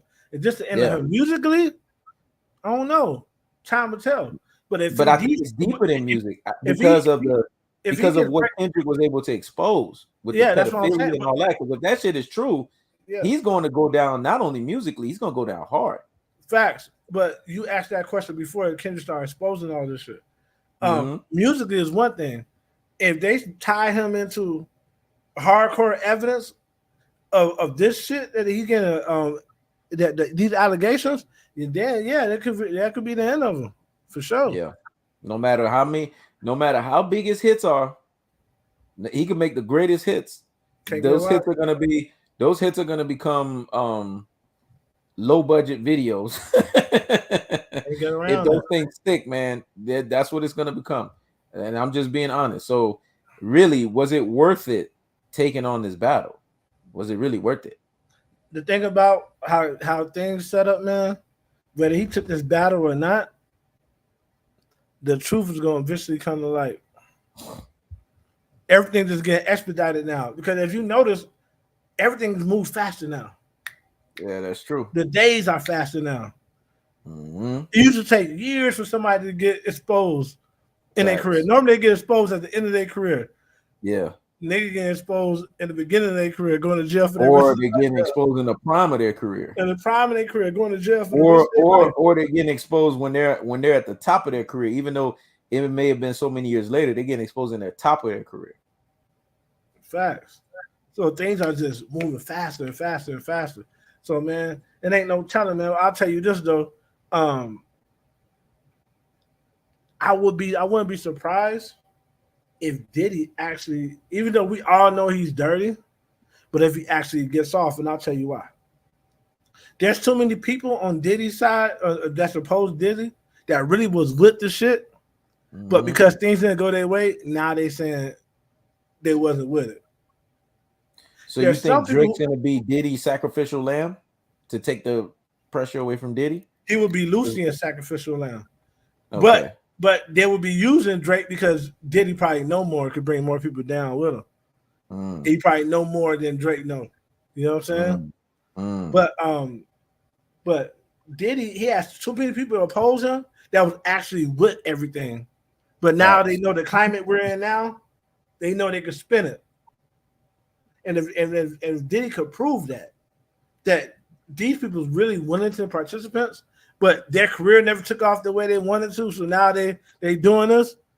Even though he is a dirty dude, he could still slide off with these things. So do you believe Diddy sodomized these dudes' butts?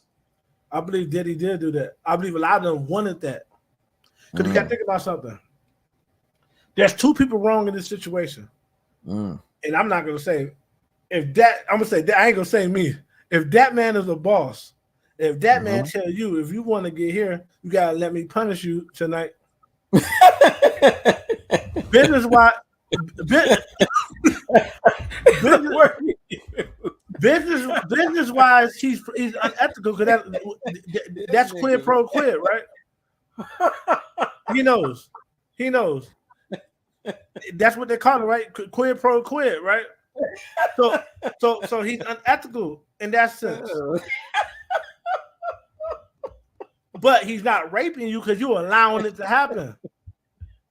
So you can't allow a man to punish you and then say you got raped. Those two things are the same thing.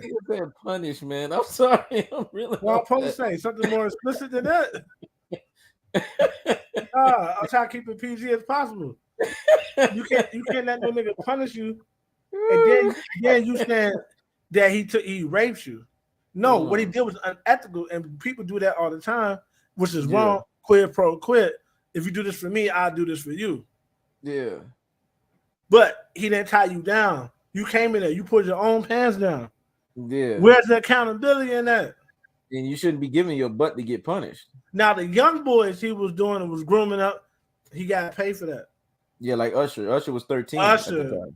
Justin Bieber. But then that speaks categorically to Usher's mom. Well, your mom is an adult. Why are you allowing your son just spend weekends? What you know, why are you allowing your son to be there with Diddy, staying at his place?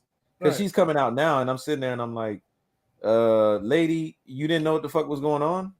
No, you allowed that to happen because you knew it was Diddy. And you didn't care. You just wanted your son to change your life.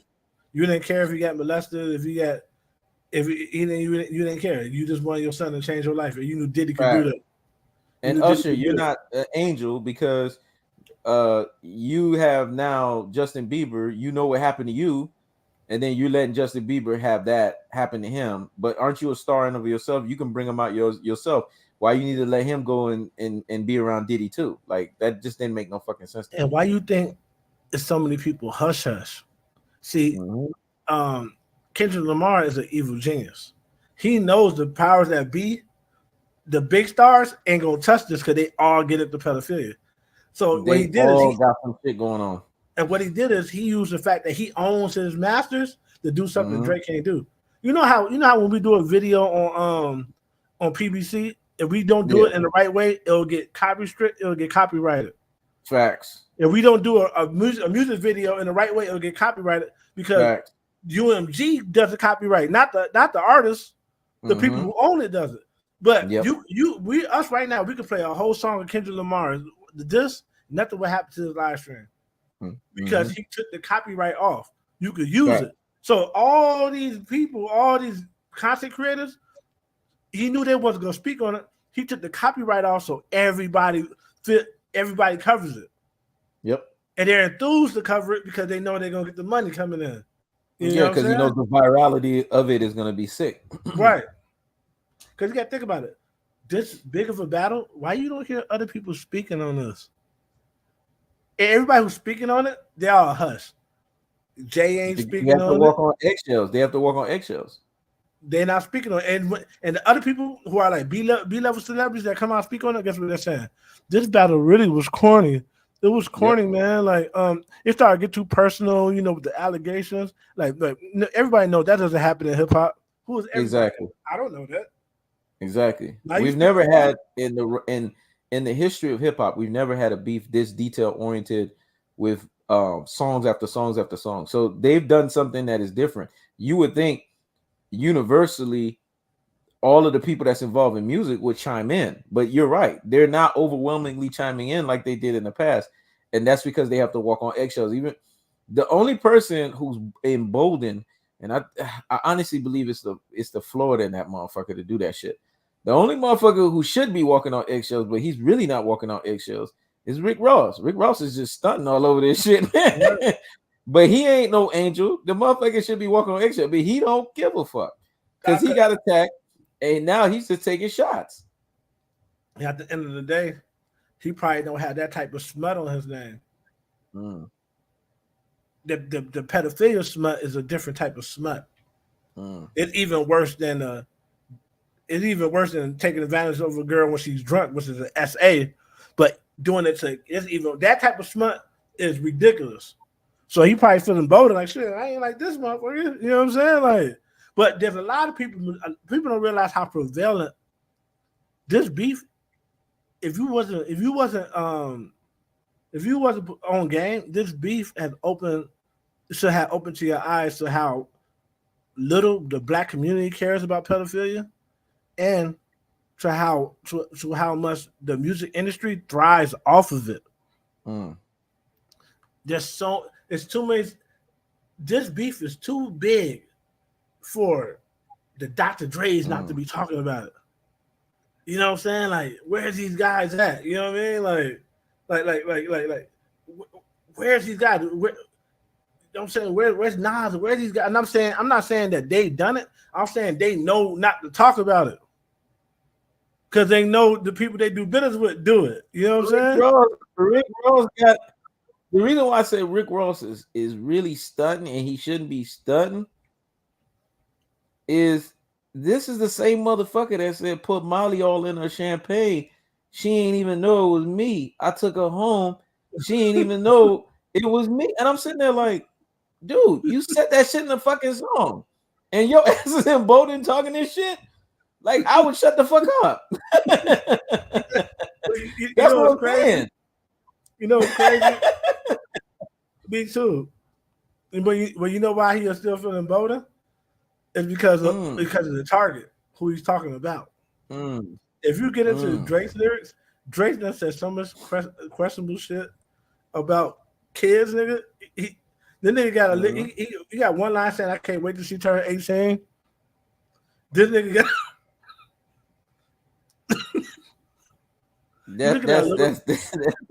that right there, that says it all, man.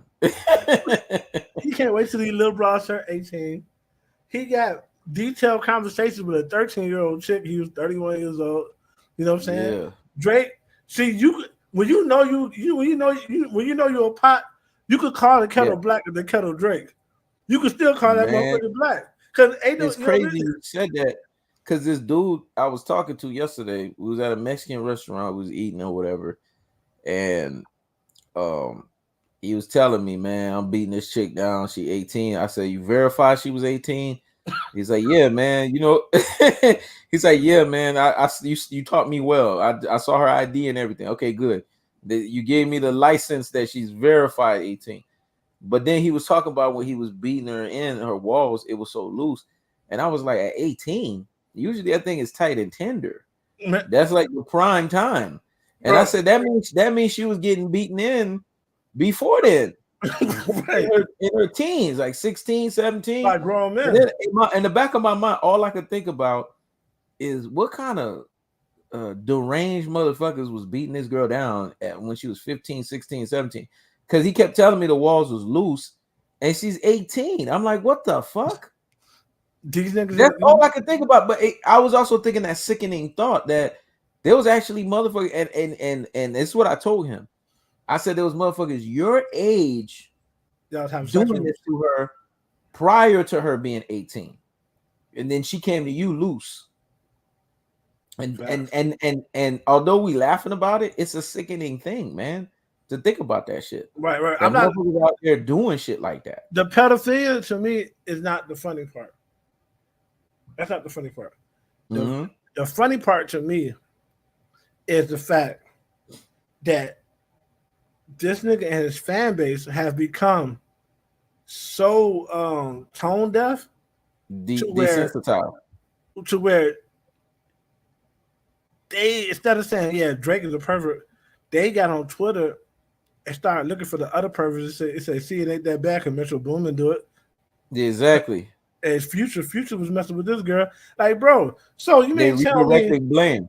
So you mean tell me you ain't care about pedophilia at all until Drake got caught? Now that Drake caught, you finna be a catch a predator and catch everybody? Exactly. So basically what you're saying is their cult like following is so deranged that they're willing to deflect and they're willing to basically redirect somewhere else. That's crazy, man. They don't even care to that level. They don't even care, bro. Like they act like it's like when you think about it, we don't have any proof. A nigga told me, do you have the video of him having sex with the girl from Stranger Things? I'm like, why the fuck would I have the video? Why you asking me? Well, he's like, there's no video. And if there's no video, that means you gotta include it. I said, no, that's not necessarily true. I don't need to have a video to know you're a creep.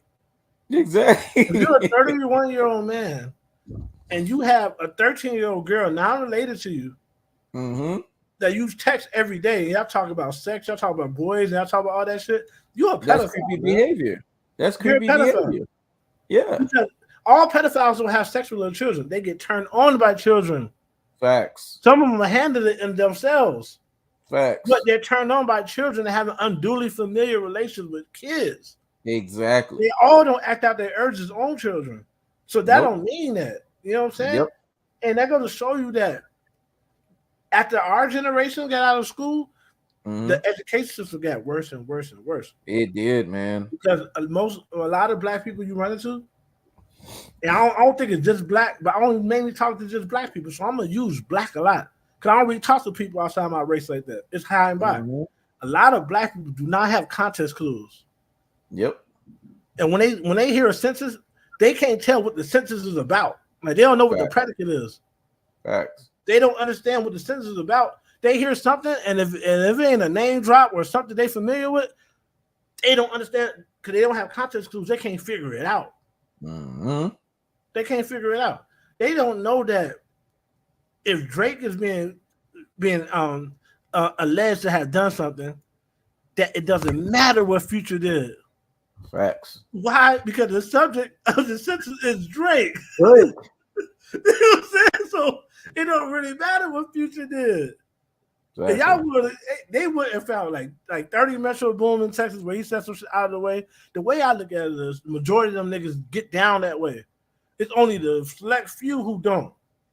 Facts. So I won't be surprised. Now that I know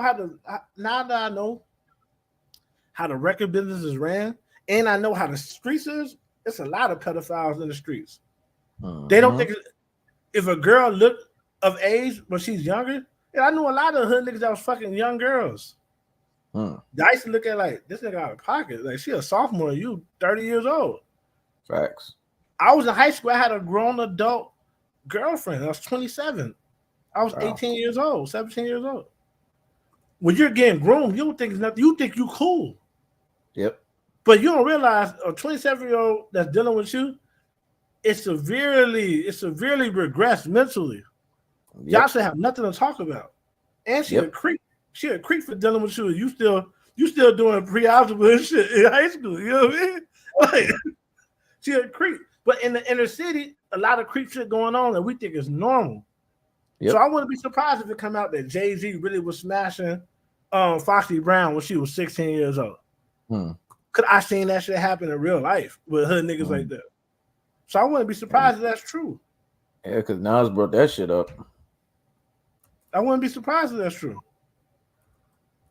Oh yeah, Nas did bring that shit up, and he didn't go into detail, but he did bring that shit up because you had your face in her puss. Puss. She was 16 years old though. Yep. Nas really came for the Nas really came for the. And at that time, I'm young. I didn't know how old she was because we didn't have access to everything like we do now. Nope. So I didn't have access to know that she was under 18 at the time. I didn't know that. But now that you know certain things, and you realize it wasn't just R. Kelly that was fucking Aaliyah. All them niggas was grooming her and was fucking her. Yep. You know what the black community consensus is? Aaliyah was a hoe. Aaliyah was getting groomed by grown men who wasn't even supposed to be looking at her like that. Exactly. She was 15, 14 years old trying to sing songs and get cracked and get passed around and shit. Yep. That's how savage these niggas is, man. Yep. So I won't be surprised if a lot of shit come out. I'm not going to be surprised if some of the people we love near and dear, it come out that they done this shit they ain't got no business doing. Because I'm starting to see this record that what Kendrick is exposing, that this is part of the system. Yep. Like this is what they do. This is just as big as the music. Interesting you said that because I'm gonna tell you right now, man, there's a lot of shit going on behind the scenes that in all essence, it's revealing a lot about a lot of people. But I keep saying I bring up that because it's like if you know that you have a suspect situation going on with you, I would think that you would just keep it hush hush. Right. We don't know nothing about the game and what's with him, so it's okay for the game to talk on it. Eminem, it's okay for Eminem to talk on it. No. The game needed to be quiet too. Oh, he got some shit too? He got some shit too? The game had to give 50%. I was it 50 or 60? The game lost in civil court 50% of his publishing to some girl that he had sexually assaulted. Damn. So he should be quiet too. Damn. And dealing with Rick Ross, you think Rick Ross knows? If I know about it, he knows about this. The thing is, all this shit here, when they be taking the pictures like this, they basically we got to keep that secret of the rape, all the sexual freaky ass nigga shit. You know what I'm saying? A lot of this ain't the end of it. It's gonna be more. Listen, it's only May. Yeah, it's only May. All this shit has happened. So from January to May, all this shit has happened. It's gonna be way more people to get exposed than us. Yeah, way more. Yeah, but the game need to be quiet too, man. He need to be quiet because Rick Ross said some stupid shit that he had no business saying, and that's how I tell if you could say that, he probably really did it, but he ain't documented. The game is documented to be a sexual offender, man. And if he was just a regular nigga in the street, he'll be on the registry. But he had money, so he could go to civil court and plead out and, okay, I'll say this, you say this, you'll get this money. I just don't want to be on a sexual offender list. You know what I mean? Right there, Nicki Minaj is quiet. Nicki Minaj's uncle is a pedophile. She's married to a pedophile. That's why what's happening? Oh, you hear that? Nah, you looking like somebody trying to break into your shit. Yeah, I'm hearing some noise and shit. So I'm like, what the fuck's going on? My bad. No, I'm making sure you straight. Yeah. No, I'm trying to hear some. I Yeah, heard some noise or whatever. yeah, But no, continue on what you were saying because you was in the zone. yeah. I'm talking about. It's the reason why some people who are close to Drake Hmm. quiet. They not even coming to his defense because if you look into their life, you'll realize that all they do is keep pedophiles around them. Because you got to Yeah, ask yourself, why these people being around certain people? Nicki exactly. Minaj, she married to a nigga who got that on his record. Either her uncle or her father Yep. got that on their shit. Like, so a lot of people, they think culturally, in certain areas, Hmm. sadly, we need help as a community because ain't nothing wrong with it. I be looking at shit that Jamaicans be doing, like grown up women be dancing on little boys with their ass on them and shit. Yep. Black bitches in the hood be doing that to little boys too. That's grooming. That's why these Yep. boys be so sexualized. Facts. You're not supposed to be doing that. They be Yep. doing that in the Caribbean. They be half naked dancing on little boys. That's Yep. the culture. That's pedophilia. Exactly. And I think that's the reason why a lot of people quiet because low key they so desensitized to this shit. They don't see nothing wrong with it. Because well, Hmm. when I was in high school, I had a 25-year-old boyfriend. Like all because that happened to you don't mean that is normal. Yep. You was not supposed to have nobody that much older than you as your boyfriend. Facts. Like, nah. You know what I'm saying? But as a community, we we turn a blind eye to shit, especially if it's a boy. If it's a Hmm. boy and a woman, niggas be like, ain't nothing wrong with that, blah, blah. Cause they be in their mind, they be, man, I wish that would have happened to me. Truth be told, I wish that wouldn't have happened to me. It took me so Hmm. long to learn how to deal with a woman for being a woman. Like, you know how niggas learn how to deal with girls their own age and shit? Hmm. When I was in high school, I ain't had no girlfriend in high school. All my girlfriends were adults. I just seen girls in school as sexual things. Yeah. Why? Because that's how I was being seen by the woman I was dealing with. So if a girl my age was trying to talk to me, if she wasn't trying to have sex, I wouldn't even give her the time of day. Exactly. And I see no purpose of going to the movies with them, no purpose of being on the phone with them. All that shit changed the way I was supposed to think because I was already doing things with adults I had no business doing. Facts. And 10 years ago, I'll be have a different tone having this conversation. 10 years ago, I'd have been having this conversation because I was the man. Because that's what I thought. Hmm. Like, man, when I was a young nigga, I was fucking grown hoes, blase, blase, blase. But now when I think about it, Yeah. nah, I was being taken advantage of. These women weren't mentally developed enough to deal with somebody their own age. Facts. So they had to deal with me while I was in 16, 17 years old and shit. And they was Hmm. like 28, 29, 32. You know what I'm saying? Yeah. like you know what I mean? Like, and now when you think about it, and when you flip and you reverse it, if it was a man doing that, it would look even worse. But Yeah. the boys get the short end of the stick. There's so many young boys that are being grown right now, and even their parents know it's happening. But since they're a boy, nobody give a fuck. Facts. Yep. You're right, man. I mean, I couldn't have said that any better than the way that you said it because of the fact that this is a reality that is happening in our society and in the world in general, and people got to be mindful of that, man. I mean, as we've gone from topic to topic to topic to topic, we could switch gears on the last topic and set some good light. 'Cause I felt like even talking about these topics sometimes can be so mentally draining on a person, and it could be disturbing. Like listening to shit that you were saying and breaking it down, even though you were giving a scientific breakdown on it, it's disturbing to hear that. So I Yep. just want to switch gears real quick and talk about Anthony Edwards, man. Like what do you have? What's your take on this kid, man, and his impact so far in the NBA? And does he remind you of certain players? And He, what do you feel overall with him? Do you feel he's a breath of fresh air? yeah, he could be the next one.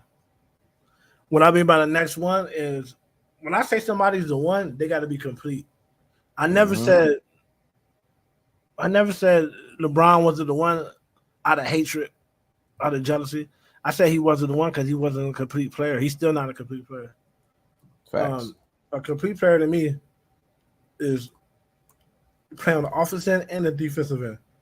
Mm-hmm. And you could guard somebody in one-on-one situations. Facts.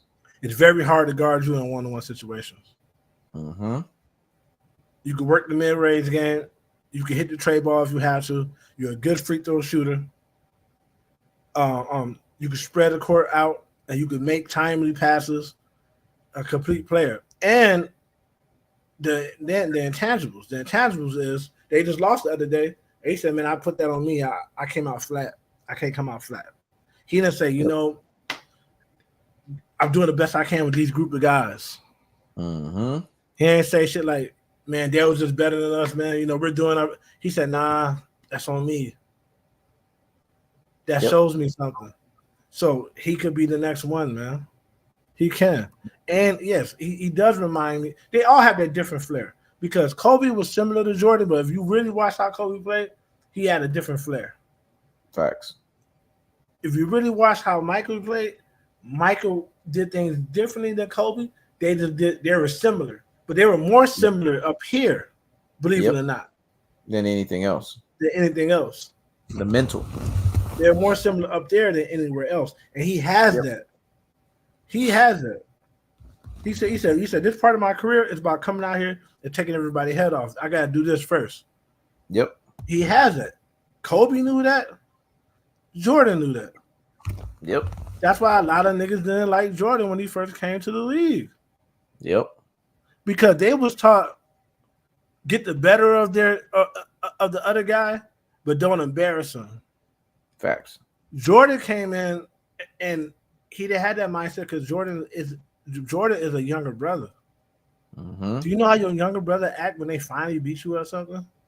Yeah. They turn up, man. You could beat their ass. They get overjoyed. You could beat their ass 3,000 times and something. They beat you that one time. They talk cash money shit. Yep. Like you could have never fucked with me. I told you. Da, da, da. You know what I'm saying? So Jordan had that like, no man, I ain't taking it easy. If I get the upper hand, it's curtains for you. Yep. It's cutthroat city. The younger brother, when they get the upper hand, they always more cutthroat than the bigger brother. Because you used to winning. You win and be like, man, all right, good game next time, man. You need to work on this. The younger brother, when he win, he tell you good game. Yep. You like, yo, lame ass. You can't fuck with me one. You know what I'm saying? Like he ain't used to winning. And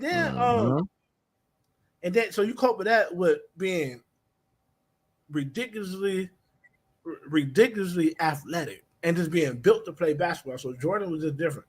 Kobe was different because whatever Kobe didn't have, he was going to learn. Yep.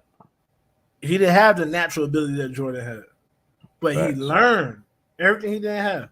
This guy right here already got the mind of a veteran. So and hopefully he can stay healthy too. Yep. He could be the next one, man. I agree with that, man. The Nuggets won the third game, which was expected. They're on their home floor.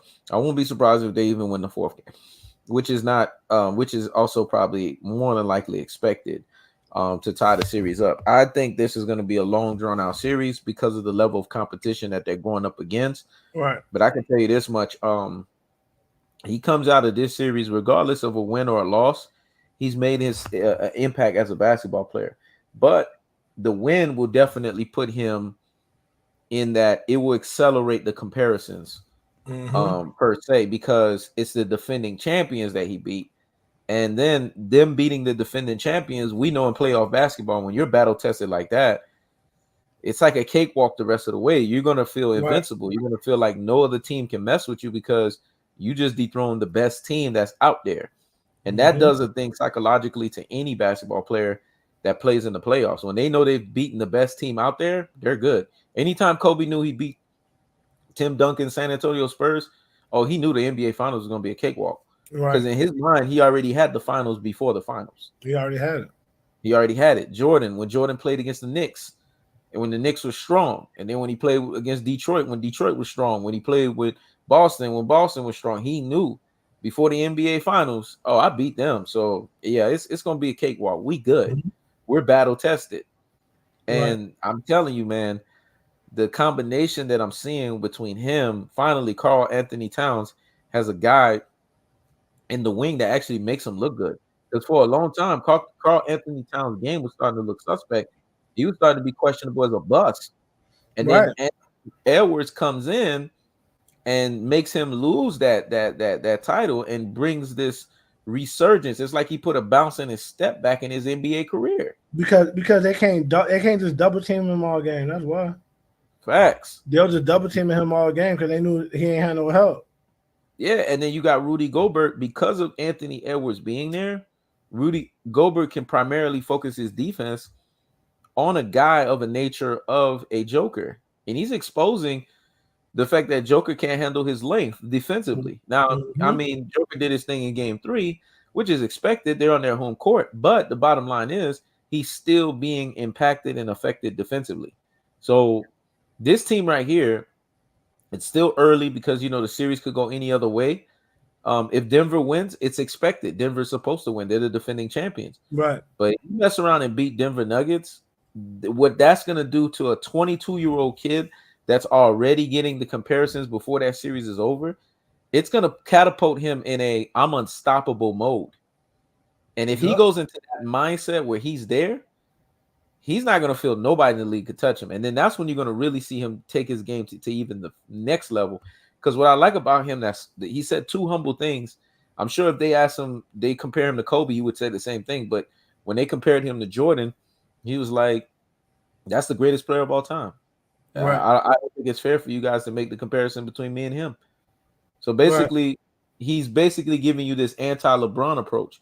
If it was LeBron James, LeBron would have used that moment in the podium to say, well, it's time coming. It's time. The time has finally arrived. This is my league. Da da da da da. He would have made it about him. Anthony Edwards did the diametrically opposed thing that we're used to other great players are doing when they haven't proven themselves. They basically go into a mode where I have more to do to prove myself. Right. And that's what you want to hear. And then the fact that he's guarding guys, he's guarding not just any old guy, he's guarding the best wing players on the opposite side of the court Mm-hmm. and playing great defense on them. I'm talking about limiting guys, shutting guys down. And then when you look at his explosiveness, you look at his ability to jump, you look at his ability to ball handle, you look at his field goal shooting percentage, and then you look at what makes his outside game so expansive that is like ancient history in basketball, his mid-range game. His Mm-hmm. mid-range game is so expansive. And the last person we've seen that had an expansive mid-range game like that was Kobe Bryant. Right. Kobe could do everything from the mid-range.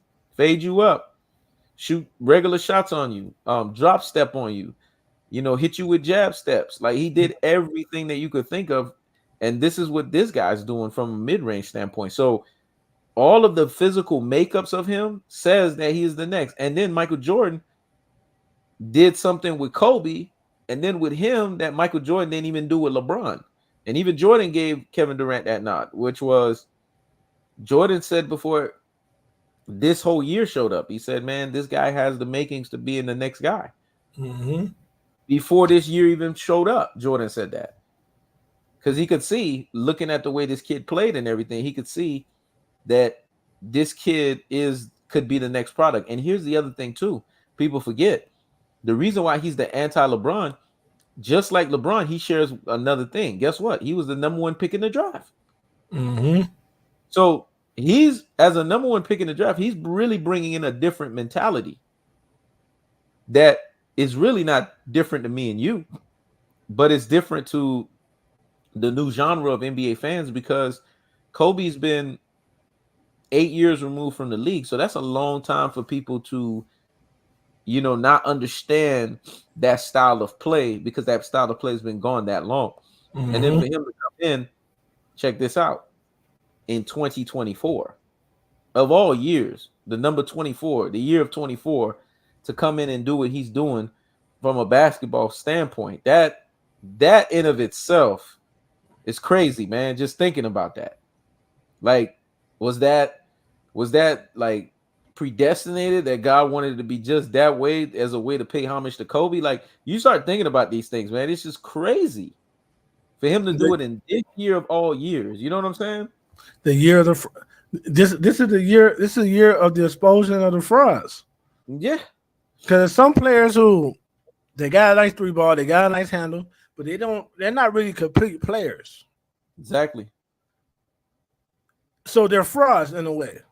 Mm-hmm. They're not really complete players. You know what I mean? Like me personally, I play ball and I'm the watch the ball. So I know to see a shutdown point guard is a rarity because how much shit going in their head. They're like the coach on the floor. The two guards and the small forwards are normally the shutdown perimeter players. They're the Facts. shutdown, but you should be decent defensively. You shouldn't be a cakewalk defensively. You know what I'm saying? Yep. You shouldn't be a cakewalk defense. Even if you're a point guard, you should be a cakewalk defensively. I have a problem with that. Mm-hmm. So, but I don't really be like, oh, he's not a shutdown point guard. So he's like, nah, you can still be a top complete player and not be a shutdown point guard. But if you're a two guard, to me, you got to be a shutdown defensive player as well. For me to call you complete, Yep. you got to be shut down, man. And we don't Yep. have that nowadays. Yep. He's bringing that back. Yep. I mean, Kawhi is, but Kawhi getting old and he injured. He's breaking down. Yeah, and it's crazy you said that because you think of the year, right? The NBA season 2023 to 2024 season. 23 represents Jordan's number, 24 represents Kobe number. Like it couldn't have been any other year for a guy like that to come in and just do that. And that's crazy that he's embodying these guys. And then the media is telling you he's embodying these guys. So what that tells everyone is no matter how much the NBA tried to get away from the Jordan Kobe game, no matter how much they tried to take it and tuck it and throw it in a garbage can, Anthony Edwards shows up and reminds everyone this is the ultimate game of basketball, man. Dread it, run from it, but destiny arrives just the same.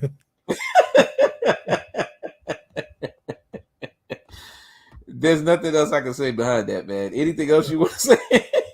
That's all I got to say, man. This was a great live stream. Okay, man. That's all I got to say, too, man. It's been real. It's been easy. Peace. Peace.